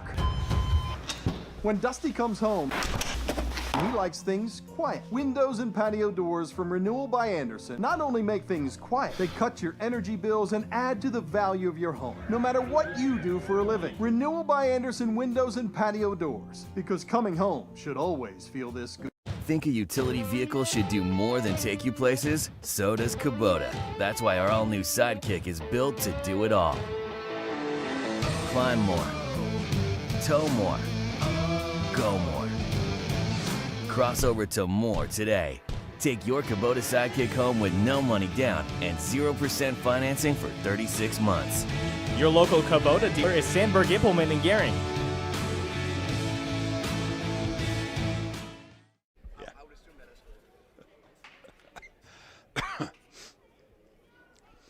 Chuck Swartz with you. Billy Engel sets in on the post game as Corey Farringer had an enforced breather from about 15:40 to go in the ball game when he picked up that 2 quick technicals. So I'd say you and Roy Bell did well, and gosh, even Chad Gibney was sitting there trying to run to the scorebook, I think, and make sure everything was right for you there. But heck of a win. No doubt. Team effort from the coaching staff. Glad Coach Gibney could come lend us a helping hand. He's got a little more experience at the head coaching realm. So, I've got an open ear to Chad Gibney whenever. But, sad to see Coach Gorey leave that way, but glad this team could pull out a win for him. Important win. Absolutely. 0-1 in the sub. You lose at home. You got to defend home court. Absolutely. We've talked for a long time now. Protect the Palace is kind of the mantra of the second semester of this team. If we're going to get to go where we want to go, we've got to win on the road, but we don't have a shot if we don't protect the Palace. So, of course, great to defend home court, and great to get the crowd ignited like that and win in such a fashion. McCook started out the year 3 straight wins down at Hobbs, New Mexico. New Mexico Junior College, not an easy place to play. That was one of the wins they picked up, and 2 neutral court opponents. But then they kind of fell on hard times there. Won in overtime at EWC in their last game, but that was over a month and a week ago. Yes, actually watched that game scouting in preparation for EWC. So I've watched a handful of McCook games as the season went on, scouting other teams. So we had a pretty good idea of who they were and how they wanted to play. But they're good, they're tough. Their guards do a good job of getting downhill. Bigs are tough to deal with around the rim. And, it took a while for our guys, to get on track with how we wanted to defend them. Through a 2-3 zone out there, which we've never practiced, and our guys did a good job of adapting. And always going to be tough to play North Platte no matter what. Coach O'Connor does a good job.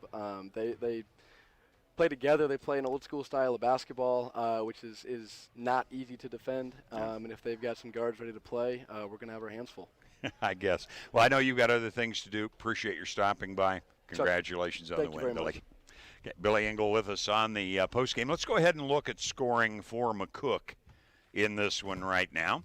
Led by Latrey Darthard with 20 points. He was 2 for 2 in free throws.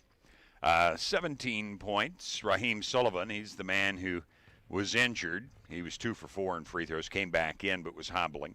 Justin Casello goes 4 for 4 at the line, had 4 threes for his 16 points. 14 for Rakeem Peterson. He fouled out with 19 and a half seconds to go. A couple of threes amongst his 14 points. Tyreek Singh, the big guy inside, had a dozen. He averages 7.4, so he did a good job there. Boaz Quinlan had 7, including a three-pointer. 2 points, Denzel Cummins. He was 0 for 2 at the line. And Brighton Bissoneth also with 2 points in the game. So 8 played and 8 scored in the game. Looking at Western Nebraska, they were led by Teddy Allen with 37 points in the game. He was 10 of 11 in free throwing and had 5 threes. He had 28 points in the second. There were 19 points for Kalen Williams. He was 2 for 2 at the line, had a three-pointer. 14 for Kenny Strawbridge, all in the second half, including 4 threes. 12 points for Jared Rosser. 10 points, Taylor Johnson, including a big 3 and 1 of 1 in free throwing. Then it was 5 points for Jordan Smith. He had a three-pointer in there. 2 for Eli Cadet. And James Felton and Connor McCracken played and did not score in the game. 9 played, 7 scored. Back to look at the team stats in 1 minute on the Runza post-game show. Again, it was 99-90 Western Nebraska on the West Coast scoreboard. At TC & More in Scottsbluff, we have toys and puzzles for your children, or they make a great gift. TC & More has craft activities, pretend play toys, and dozens of puzzles and games for all ages. We also have the largest supply of Melissa and Doug toys. And we still carry all of your classroom essentials. Remember to like TC & More on Facebook. TC & More, 1621 Broadway, beautiful downtown Scottsbluff. When we combine our energy, we're able to accomplish incredible things and take on the greatest challenges. We're stronger than we could have ever been alone, because our energy works better together. Tri-State and My Roulette Company. Brighter, stronger, better together.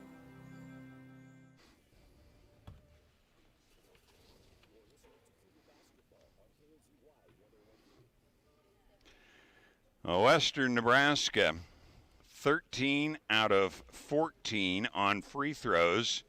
The 6th best in the country, the only man to miss one tonight. Teddy Allen missed his first one and then made 10 straight after that, so 10 of 11. And they end up, actually be 14 of 15 in the game for Western Nebraska. 3-pointers, Western was 12 of 22. McCook 12 of 27. McCook 8 of 12 on free throws for them in the game tonight. And it looks like 2-point shots, Western Nebraska. Let's see here. Let's total them up. Got to get the game total here to figure it out. 25 twos compared to 23 for McCook. There were 6 ties, 6 lead changes in the first half. 2 ties and 1 lead change in the second half, and that's when Western took the lead. Back to wrap this one up and tell you a little bit about that women's game again to remind you in case you weren't with us on that. Back on the Runza postgame show in 1 minute. It was 99-90 Western Nebraska men on the West Coast scoreboard. Are you ready to join the celebration? Then what are you waiting for? Switch to Viero today and find out exactly why we're better. More towers than the competition. Convenient stores in your neighborhood. Friendly, helpful customer service, and top phones at excellent values, such as the iPhone XR for free. That's right, get a free iPhone XR when you purchase any other iPhone of equal or greater value. Viera Wireless, your better choice for wireless service. Fly United Airlines, operated by SkyWest with Western Nebraska Regional Airport. United is dedicated to going the extra mile for you with daily flights to and from Denver and a commitment to excellent service. Reserve your flight today. Plus, all United miles can be earned and redeemed with your flight. Finally, while visiting Western Nebraska Regional Airport, Hertz Thrifty Car Rental is there for your car rental needs. Make life easier, relax, and get on board with Western Nebraska Regional Airport.